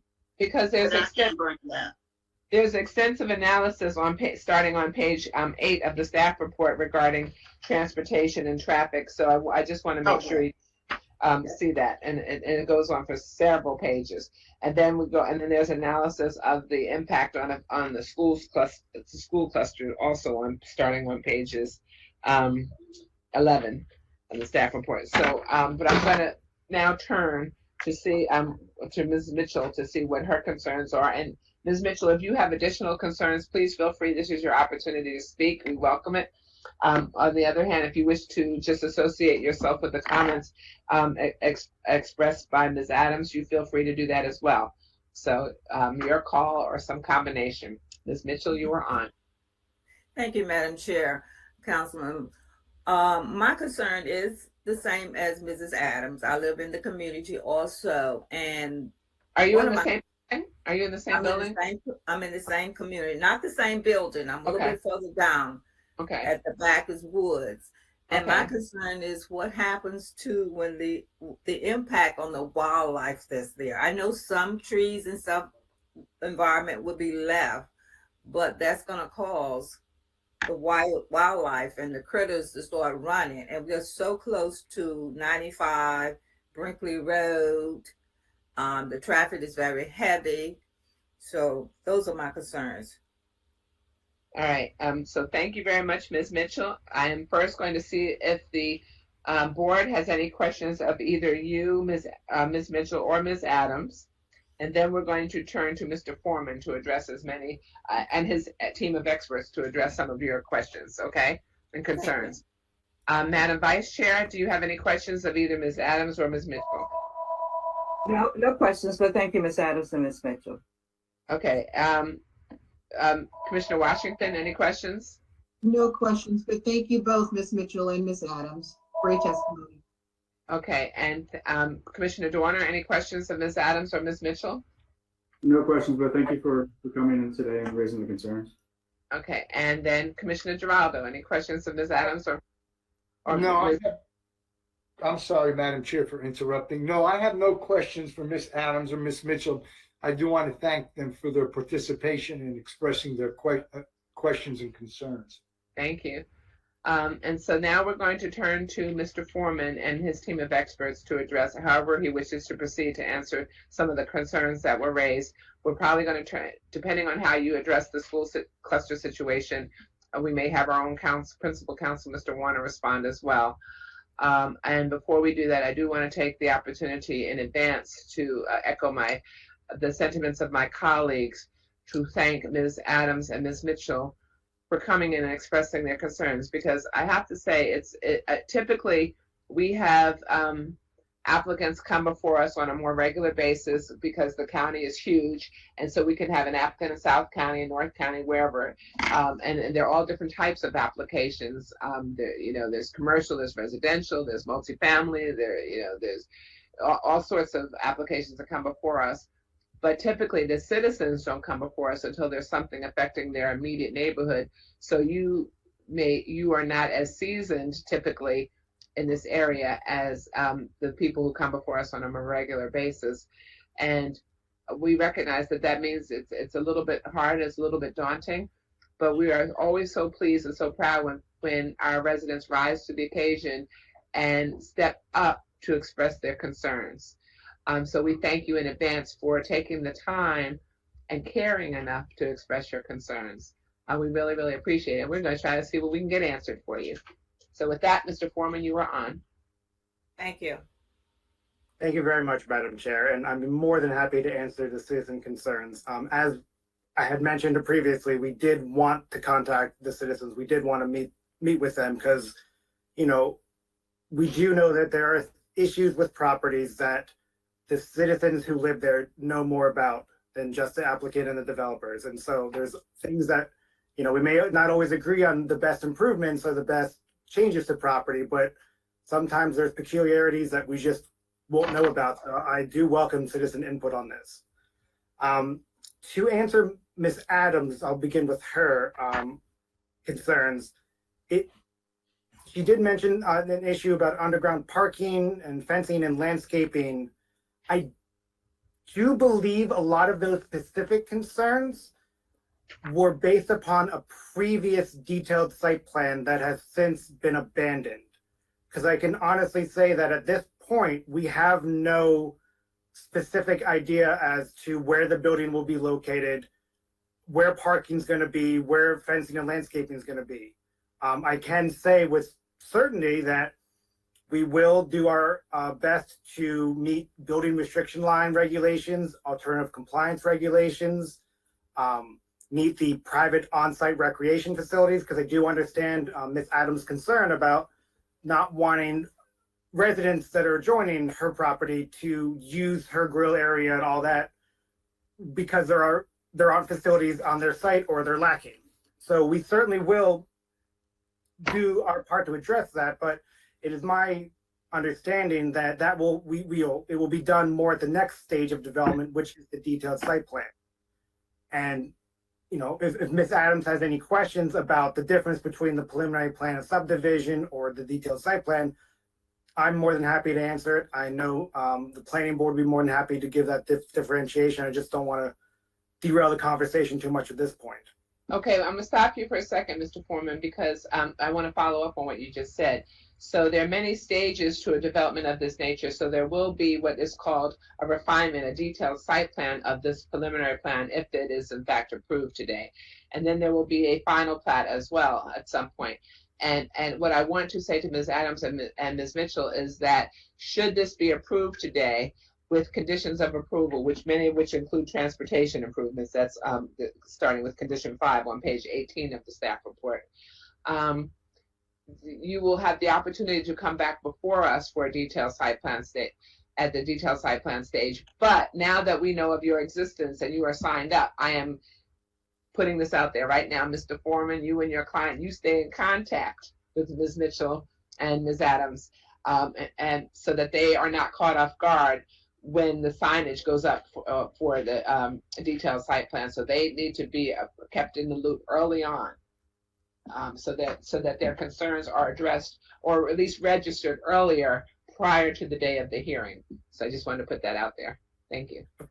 Of course, Madam Chair, thank you. And I believe they are the parties of record list, Antoine, yes. So I could get their contact information from that? Yes. Yes. Okay, thank you. Ms. Adams, we're going to come back to you. Hold on, we're going to give Mr. Foreman a chance to answer all your questions, and then we'll come back. Okay. Okay, Mr. Foreman, please continue. Okay, thank you very much, Madam Chair. So I think that kind of handles a lot of the actual design and layout concerns that Ms. Adams has. So I would like to turn over to Wes Gucker to kind of give an overview of the traffic and the efforts we are doing to mitigate any of the impact from our development. Because if I tried to do it, I would definitely fail at it. So I'm turning over to the real expert. Do you feel that you've sufficiently addressed the ground stability and whatnot, or are you saying that was part of a previous? Do you feel you've sufficient? Yes, we have not. I mean, we have. Ms. Adams mentioned 3-story underground parking. We have not done that evaluation, and I do believe that was maybe proposed at a previous detailed site plan. And if we do propose any underground parking, I'm not saying that we would of course do a structural analysis, geotechnical analysis to make sure that anything we built is going to be stable and secure. We know that soil stability is a very particular concern of the county these days, and we respect that and understand that. Okay, and we also have Mr. Schneider on who can maybe address some of these as well. Okay, so now you were going to turn it over to Mr. Guckert for transportation, for traffic issues. Okay. Yes. Thank you. For the record, my name is Wes Guckert. I'm president of the Traffic Group, Inc. We are a firm of traffic engineers and transportation planners. And Madam Chair, members of the board, as you know, traffic is often like beauty. It really is in the mind of the beholder. And as the chairwoman has expressed on many occasions, what some citizens feel is unacceptable, and it may very well, and it sounds to be unacceptable to them. We, as a firm that provides these types of analyses for the planning staff, have rules and regulations that we have to follow. And in this particular case, that's exactly what we have done. And we did a traffic impact study. The staff reviewed it and found it to be acceptable. However, as Mr. Foreman indicated, we will be making improvements that are directly related to this site and this site's access point. And by that, I mean, we will be building a southbound left turn lane into the site access point. We will be building a northbound or westbound auxiliary lane that will be used for right turns. Mr. Ducker, is there a slide that we could turn to that would better depict this so that everyone can visualize the turns? There is one, Nate. I do not know. I have one. I do not know whether the staff has one available or not. I do not know whether.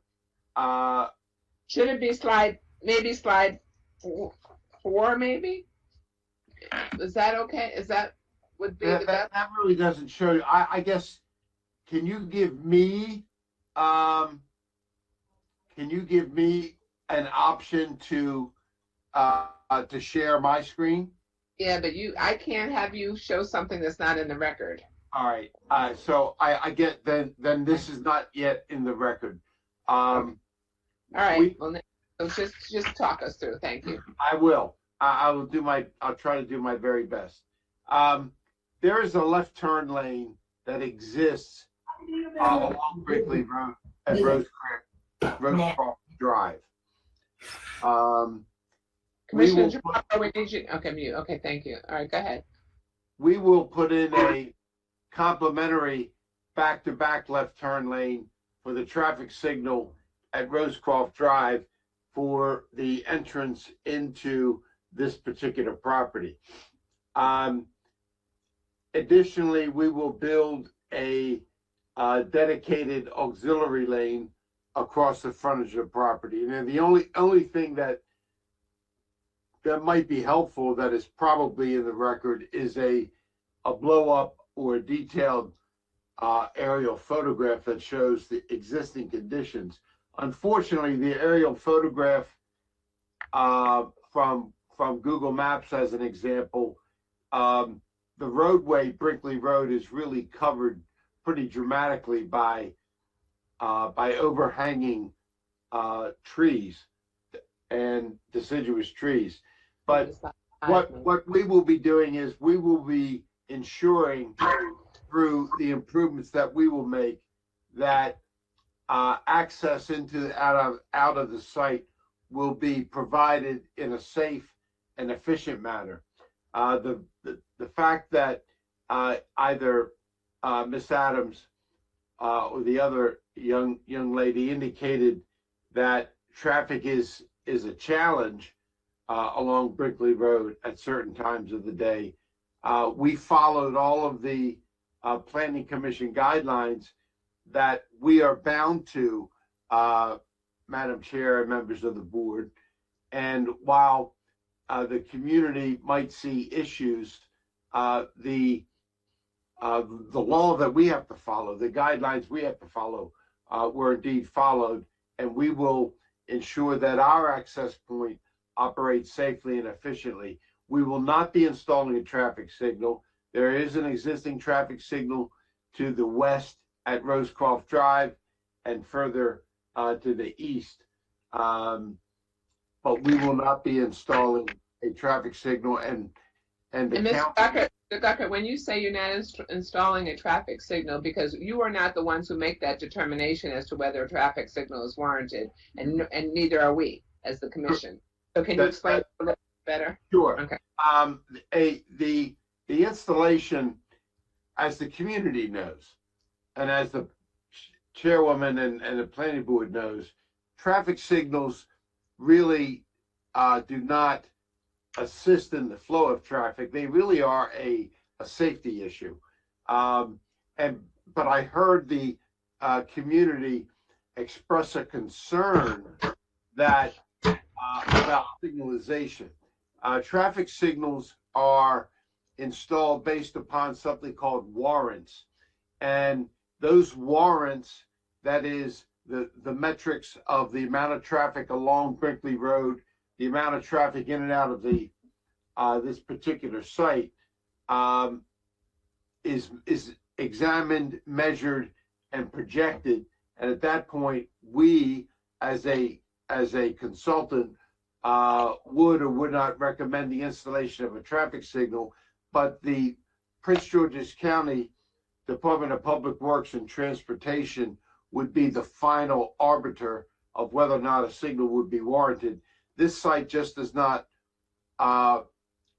rise to that level of traffic to warrant one, and quite frankly, it would cause probably more delay than may already exist along Brinkley Road. So when I say we would not be installing a signal, the purpose of that comment, Madam Chair, was that we're not going to make things worse by installing a signal. What exists. We're not going to make things worse, in our opinion, especially with the improvements that were recommended by staff and that the developer client has agreed to make. It's a long way around of saying that while there may be traffic issues, they do not rise to the level where either a signal would be needed or that the planning commission staff would find that this site could not be developed. Thank you, Wes. And Madam Chair, I do want to point to the record that the improvements that Wes was talking about, the left turn lane into the site going eastbound, and then the right lane, XL decel lane, and through lane going westbound, are actually found under condition 5 of the staff report. So while we don't have actually a concept of it, because we were not prepared to actually talk about that at this hearing, we do know and we are planning to do that in accordance with all of the rules and regulations that are required for those roadway improvements. Okay. Is that it for you? Are you saying you're done, or what are you saying? Wes Cuckett is done, Madam Chair. Okay, thank you. Okay. Thank you. Mr. Foreman? Yes, Madam Chair, I do. Thank you, Wes and Madam Chair. I do mention, remember, I forgot to mention the environmental concerns brought up by Ms. Mitchell. We are conserving basically at least 50% of the property as wooded area. There's a stream that kind of cuts through the back third.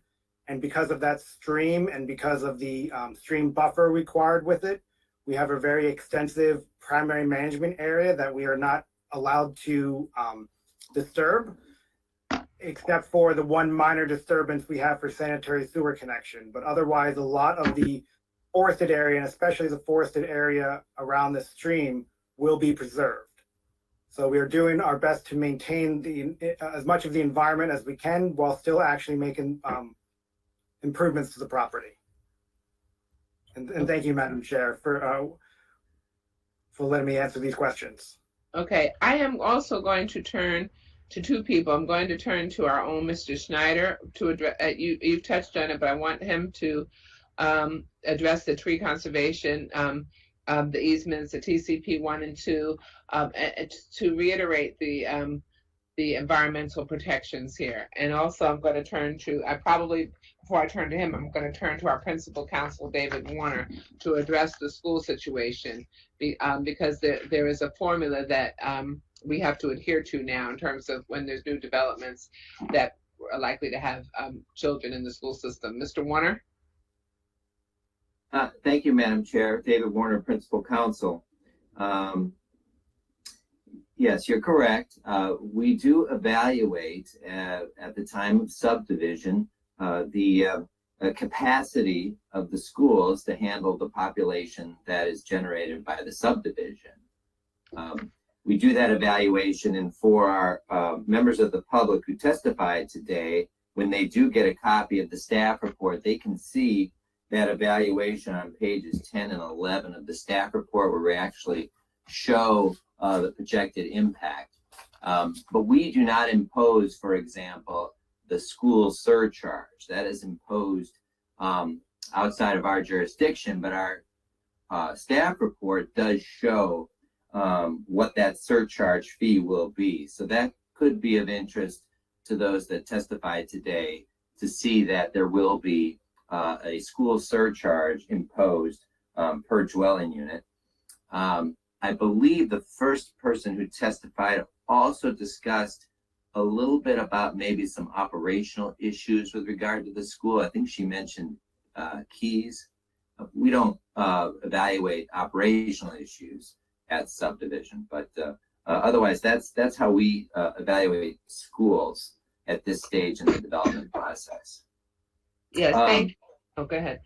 Yeah, and I thought I would just add a couple things to what was provided by the applicants. With regard to the second person who testified in the concern over wildlife, this development is subject to our woodland, the county's woodland and wildlife conservation ordinance. Yeah. And that ordinance, in order to protect wildlife, requires the preservation of the natural surroundings. And so when we have, if you look on condition 7 of our staff report, you'll see that it's not just a promise on the part of the applicant that they'll preserve the environment for the wildlife. They actually have to agree to impose a conservation easement that protects the property in which the wildlife lives. So I thought that would be kind of a helpful addition to the applicant's presentation that addressed the specific question that the member of the public had. I'll also add one additional comment. The first person who testified did have some concern about access issues between properties. So throughout the staff report, you will see improvements that are being required for pedestrian, bicycle, and automobile access to and from the property. We do not impose, for example, anything to address if there was to be trespassing, for instance, people from this subdivision going to that subdivision to use their park facilities or a barbecue. That's a separate issue between two private property owners. It may come up in an evaluation of a subdivision, but it's not a specific issue that we look at this particular time in the stage of the development process. That's all I had. Thank you. Thank you, our Principal Counsel, Mr. Warner. And I want to dovetail on that a little bit. In the events people are trespassing, of course, there's the police, but there's also the Department of Permit and DPI, Permit Inspections and Enforcement, where people can be cited for that sort of thing. And also, I wanted to go back to the school surcharge thing. So having some historic knowledge here, every subdivision that comes before the Prince George's County Planning Board is subject to review by many external organizations, Department of Public Works and Transportation, for State Highway Administration where warranted, the Army Corps of Engineers in terms of soils and things like that, Department of Permits, Inspections and Enforcement. I mean, so many different external entities and plus divisions within the Park and Planning Commission. Then the application has to undergo, a preliminary plan has to undergo an analysis of, pursuant to the subdivision regulations, for adequate public facilities. And that means, are the roads sufficient to accommodate the traffic? If not, must the applicant make some road improvements? What's the fire and police response time in the event there's an emergency? Things like that. Well, the school system used to be a part of those subdivision regulations, so you had to test the adequacy of schools. Several years ago, the law changed, and now there's a pursuant to section 10-19201 of the county code, is in lieu of an adequate public facilities test for schools, as the school now, the code requires a surcharge, meaning that that the applicant has to pay, and that is what our principal counsel was saying to you. But I just wanted to say the law changed to get to that point. So where there's a surcharge, and when you get to page, when you have the staff report, which you did receive, I'm sorry I didn't get a chance to look at it, but when you get to page 11, you can see the cost that the developer has to pay for the school surcharge. So there's a complete analysis in the staff report. So that's what we do. We can't say you don't have the capacity. That's not our test any longer. So I just wanted to point that out to you at this time. I'd also like to turn to Mr. Snyder. I mean, Mr. Warner did a great job with talking about some of the environmental protections, including the protections for the wildlife. And I'd like for Mr. Snyder to respond as well. And then I'm going to have Ms. Smith and or Mr. Capers address any transportation matters raised by the citizens or Mr. Guckert if you feel they need to be embellished a little or enhanced a little. But I'm going to turn to Mr. Snyder first regarding the environmental protections. Madam Chairman, this is Chuck Schneider from the Environmental Planning Section. The project has a significant amount of PMA on site. PMA meaning primary management area. I'm sorry. That's okay. And they are conserving almost all of it. The only reason they need to impact the PMA is for the sewer line connection to the existing sewer line that's already on the site. They are in the next process through the detailed site plan. They will have to put an easement over the entire PMA management area. As part of the requirement that they have, they're preserving so much woodlands on site, and they're meeting the other part of their requirement with off-site requirement in offset credits to meet the overall woodland conservation requirement. I don't know what else to explain about it. I mean, they're doing a really good job by not impacting the PMA for this project. There's a tree conservation plan 1 and 2. Oh, yeah. There's a tree conservation TCP plan for this preliminary plan, and then the detailed site plan. There'll be a more in-depth look at the PMA and impacts to the site with the detailed site plan and the tree conservation plan. Like I said, they're meeting most of the requirement on site, and they have to do a little bit of off-site requirement, and the site is doing a really good job. Thank you. Was that it for you, Mr. Schneider? No, hold on a second. Hold on. Was that it for you, Mr. Schneider? Yes, it is.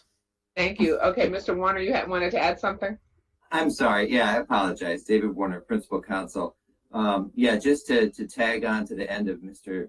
Schneider's report, the first person who testified did discuss some concerns with the potential, and it sounds like maybe it's not in the plans, but the potential for the development of the property going underground and creating instability with the neighboring properties. And I just wanted to point out that the evaluation of unsafe soils is one of the conditions that we evaluate at the time of subdivision under 24-131 of our subdivision regulations.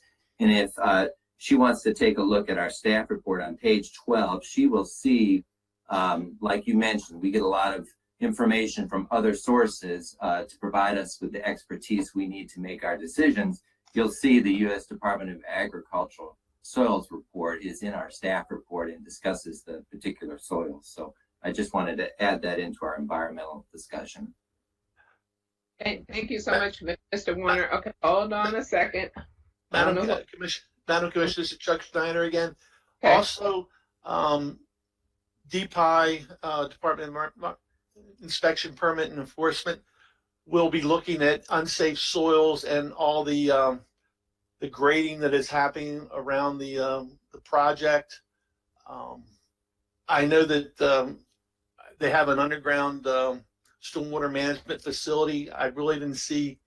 I know that there was some grading adjacent to the building, and our staff looked at that area and felt that the information that was supplied at this time was adequate. Like I said, the DPI will be looking at the soil conditions for the site as part of their soil stormwater management concept approval, which they've already received, but they will look at further if there's any other issues. Okay. Thank you, Mr. Schneider. And as Mr. Schneider indicated, DPI is a Prince George's County department. It is the Department of Permitting, Inspections, and Enforcement. I am now going to turn to our own Noel Smith and or Will Capers to address or to see if they have any additional transportation concerns to address. And it's not just about mere vehicle traffic. There's also there are crosswalks and bicycle safety and things like that, and there's ADA compliance, Americans with Disabilities Act compliance, and the whole gamut of things like that. And also we're doing, the applicant is putting in, if I'm not mistaken, bus shelters. So I just want to make sure that our folks and or you, Mr. Foreman, are addressing the whole gamut of transportation issues and not just vehicular traffic. So I'm going to turn to Ms. Smith first, or Mr. Capers, whichever one of our transportation experts wants to take this on, and then go back to you, Mr. Foreman, to address. Madam Chair, this is, No, ladies go ahead, first. Glenn. Go ahead, Noel. Good afternoon. Noel Smith for the transportation section. No, you are correct. There was a whole analysis, not just including traffic. As part of our pedestrian and bicycle review, we did ensure that there will be adequate sidewalk provided and also crosswalks at our location. And as part of our impact analysis for the subdivision, there will be the bus shelters included, which is a proffered item from the applicant. And also bicycle lanes, that was a standard that was provided from DPI to provide bicycle lanes along this roadway. But now I will actually turn to Mr. Burton as he reviewed the actual traffic analysis, where I just reviewed the pedestrian and bicycle. Okay. And were there, how many bus shelters? Were there 3? Initially, yes, there were 3, but we found that that was beyond the cost cap. So okay. we did narrow it down to 2. Okay, thank you. And then and there'll be walk signs and push buttons as well. That was provided as an alternative option in the event that DPI would not permit the bus shelters. Okay. But for now, the bus shelters will be the improvement. Okay. All right. Now you turn into Mr. Burton. Madam Chair, members of the board, good morning, actually it's afternoon. For the record, Glenn Burton with the transportation section. I'll make this nice and brief. I listened closely with Mr. Guckertz, the author of the traffic study. I listened to his comments, and I'm in full agreement with the comments that he made regarding the adequacy tests that were done. And I really have nothing further to add to his assessment, but I'll take a question or two if there is one. Okay, thank you so much, Mr. Burton. I'm now going to turn back to Ms. Adams because she had her hand up. She had a follow-up. It appeared she had a follow-up question or concern. And then when we finish with Ms. Adams and Ms. Mitchell, then you get to wrap up, Mr. Foreman. Okay, Ms. Adams, you had a follow-up question? Can you mute everyone else? We're trying to unmute you, Ms. Adams. You have to unmute yourself too. Okay. Okay, we're good. Yes. Okay, I just want to get a full understanding before the next meeting.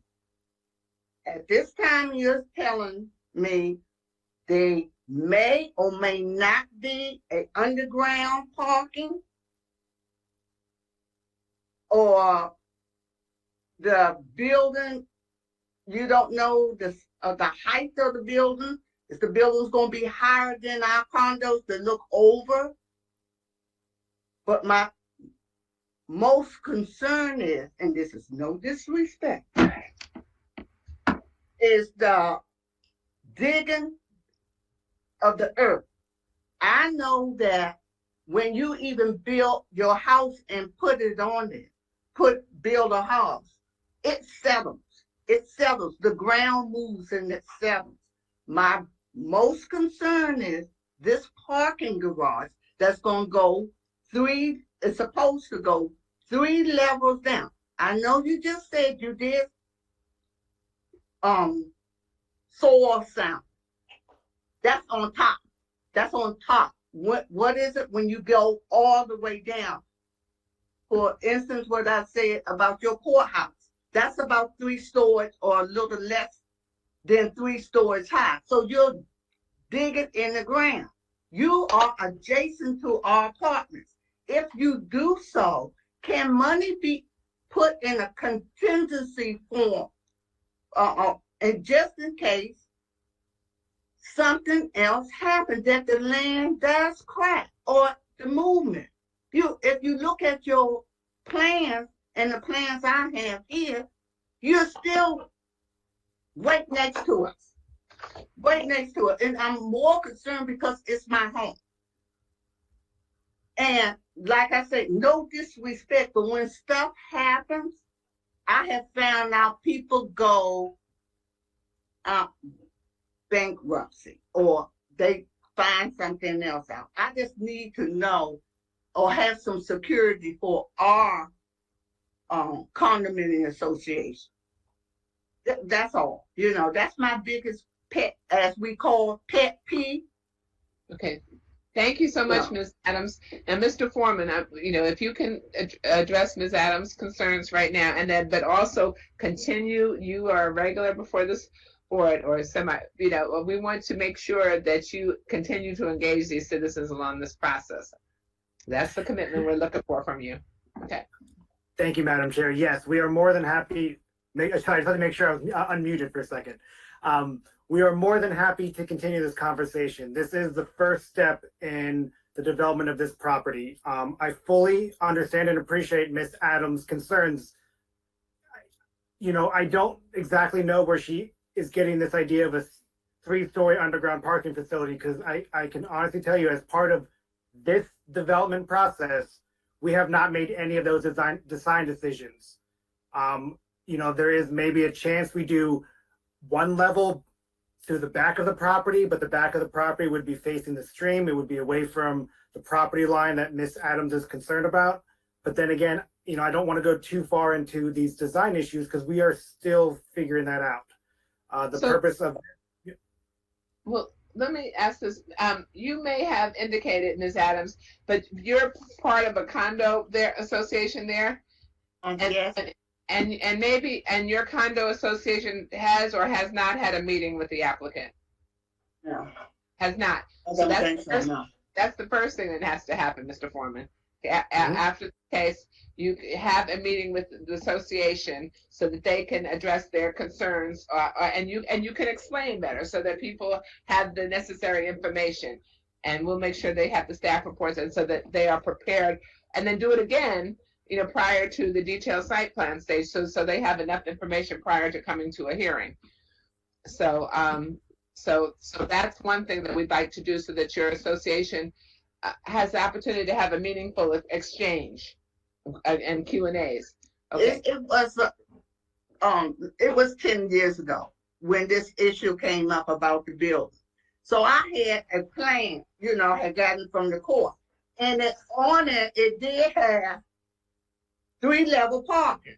But this is a different plan, Ms. Yeah, Adams. so now we're into another plan, so I understand it. But when we meet or have a meeting, different concerns with this, or maybe you'll know about how this building is going to be. It's just like, are they going to be taller than ours? Our buildings wider. But no, my main concern is taller and how far down, or if they're going all the way down to the park. So this is a preliminary plan, and there will be what's called a detailed site plan following that. And prior to that detailed site plan, this applicant and by their representative, Mr. Foreman, has committed to meet with you and your association. I'm not going to set up that date. We're not going to establish that here, but he is going to reach out to you, and our staff has your information so that you could that they can reach out to you and Ms. Mitchell and to your condo association and have a meeting. So you are and with the other groups that you did know of, Mr. Foreman, so that you can have a better understanding of this entire application, not just this preliminary plan application, but then again, prior to the detailed site plan. So you are armed with all the information that you need prior to the next hearing. Fair enough? Fair enough. Okay, thank you. Okay. We're more than happy to help out and meet as much as possible. We understand transparency is important in this process. And now that we know someone to contact with that HOA, we can go through you, Ms. Adams, so you can help us organize with your HOA board, because I think that was the issue.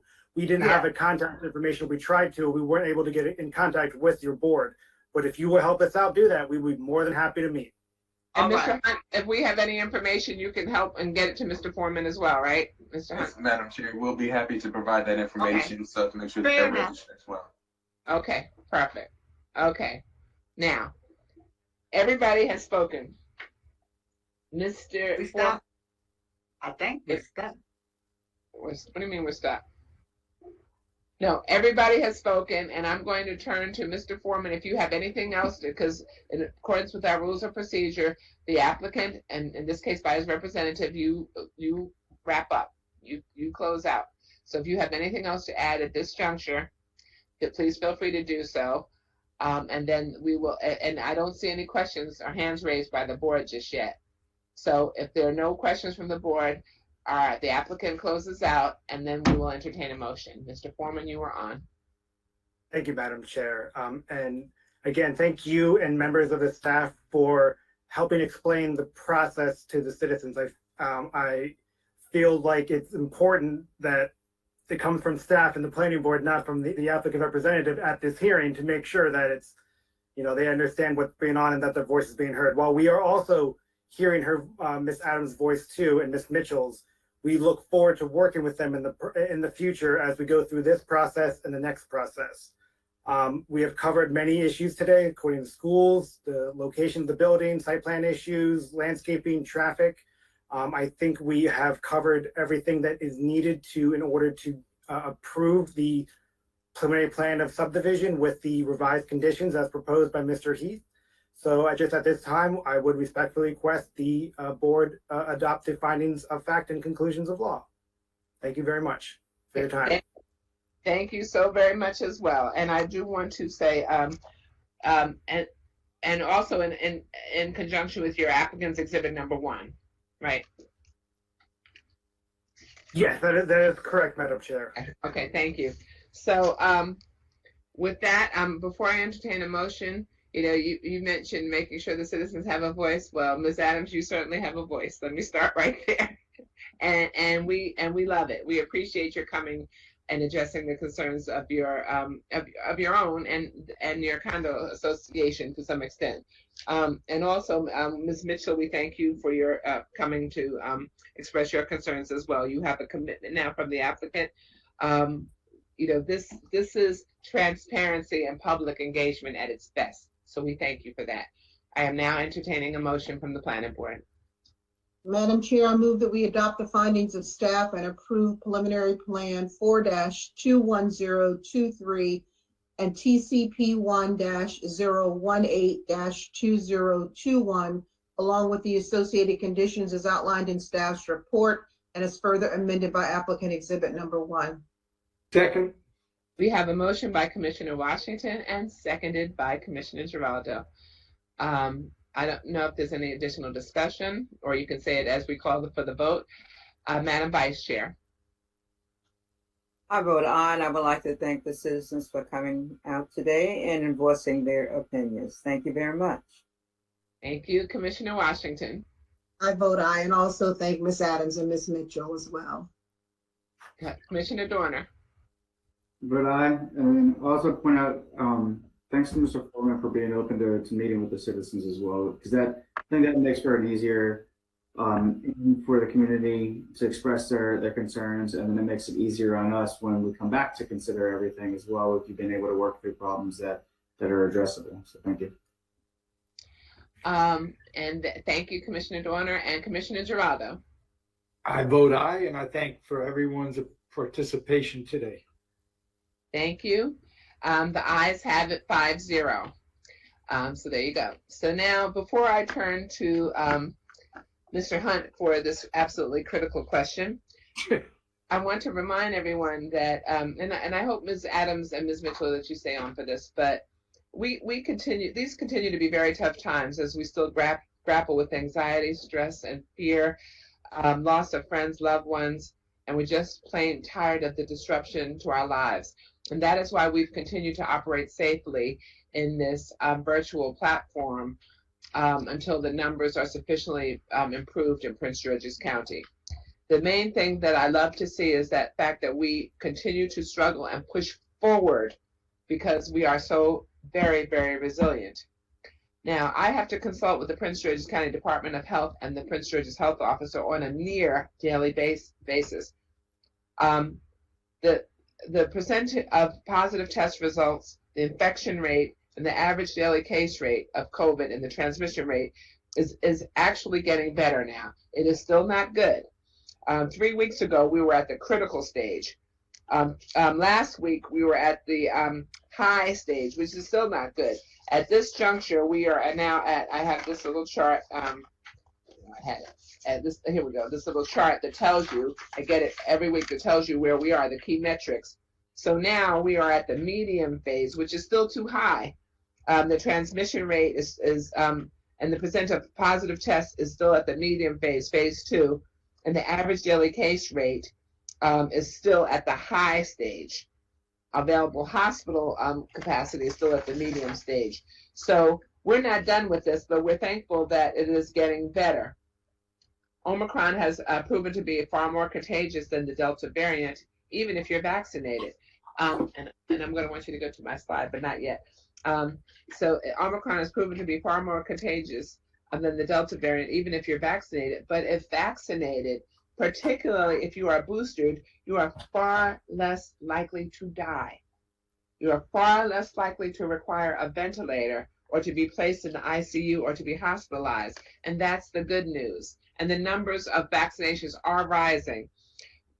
I have to remind everyone that we are all in this together, and it's not just about you. It's not just about any one of us. It's about all of us. So if you haven't done so yet, by all means get vaccinated. By all means get boosted. And do it for yourselves and the safety of your friends, your colleagues, and your loved ones. I'm asking you to think Nike and just do it. I want to thank everyone and let you know that we really appreciate your flexibility, your cooperation, and support as we continue our planning functions in this safe fashion. I mentioned in the beginning that it is Random Acts of Kindness Day. Let's step up our game and increase our efforts to be kind. It makes a difference. It really does. And you might make, the suicide rate is extraordinarily high. Your one act of kindness may save someone's life and you may never realize it. So please step up your game, spread kindness like confetti, stay safe, look out for one another, stay strong, stay resilient, get vaxxed, get boosted, but by all means remain ever hopeful as we continue our journey to a better tomorrow together. Thank you. Mr. Hunt, is there any additional business to come before the Prince George's County Planning Board today? There's no additional business before the Planning Board today, Madam Chair. Planning Board is adjourned. Thank you, everyone. Have a good rest of the day. Thank you.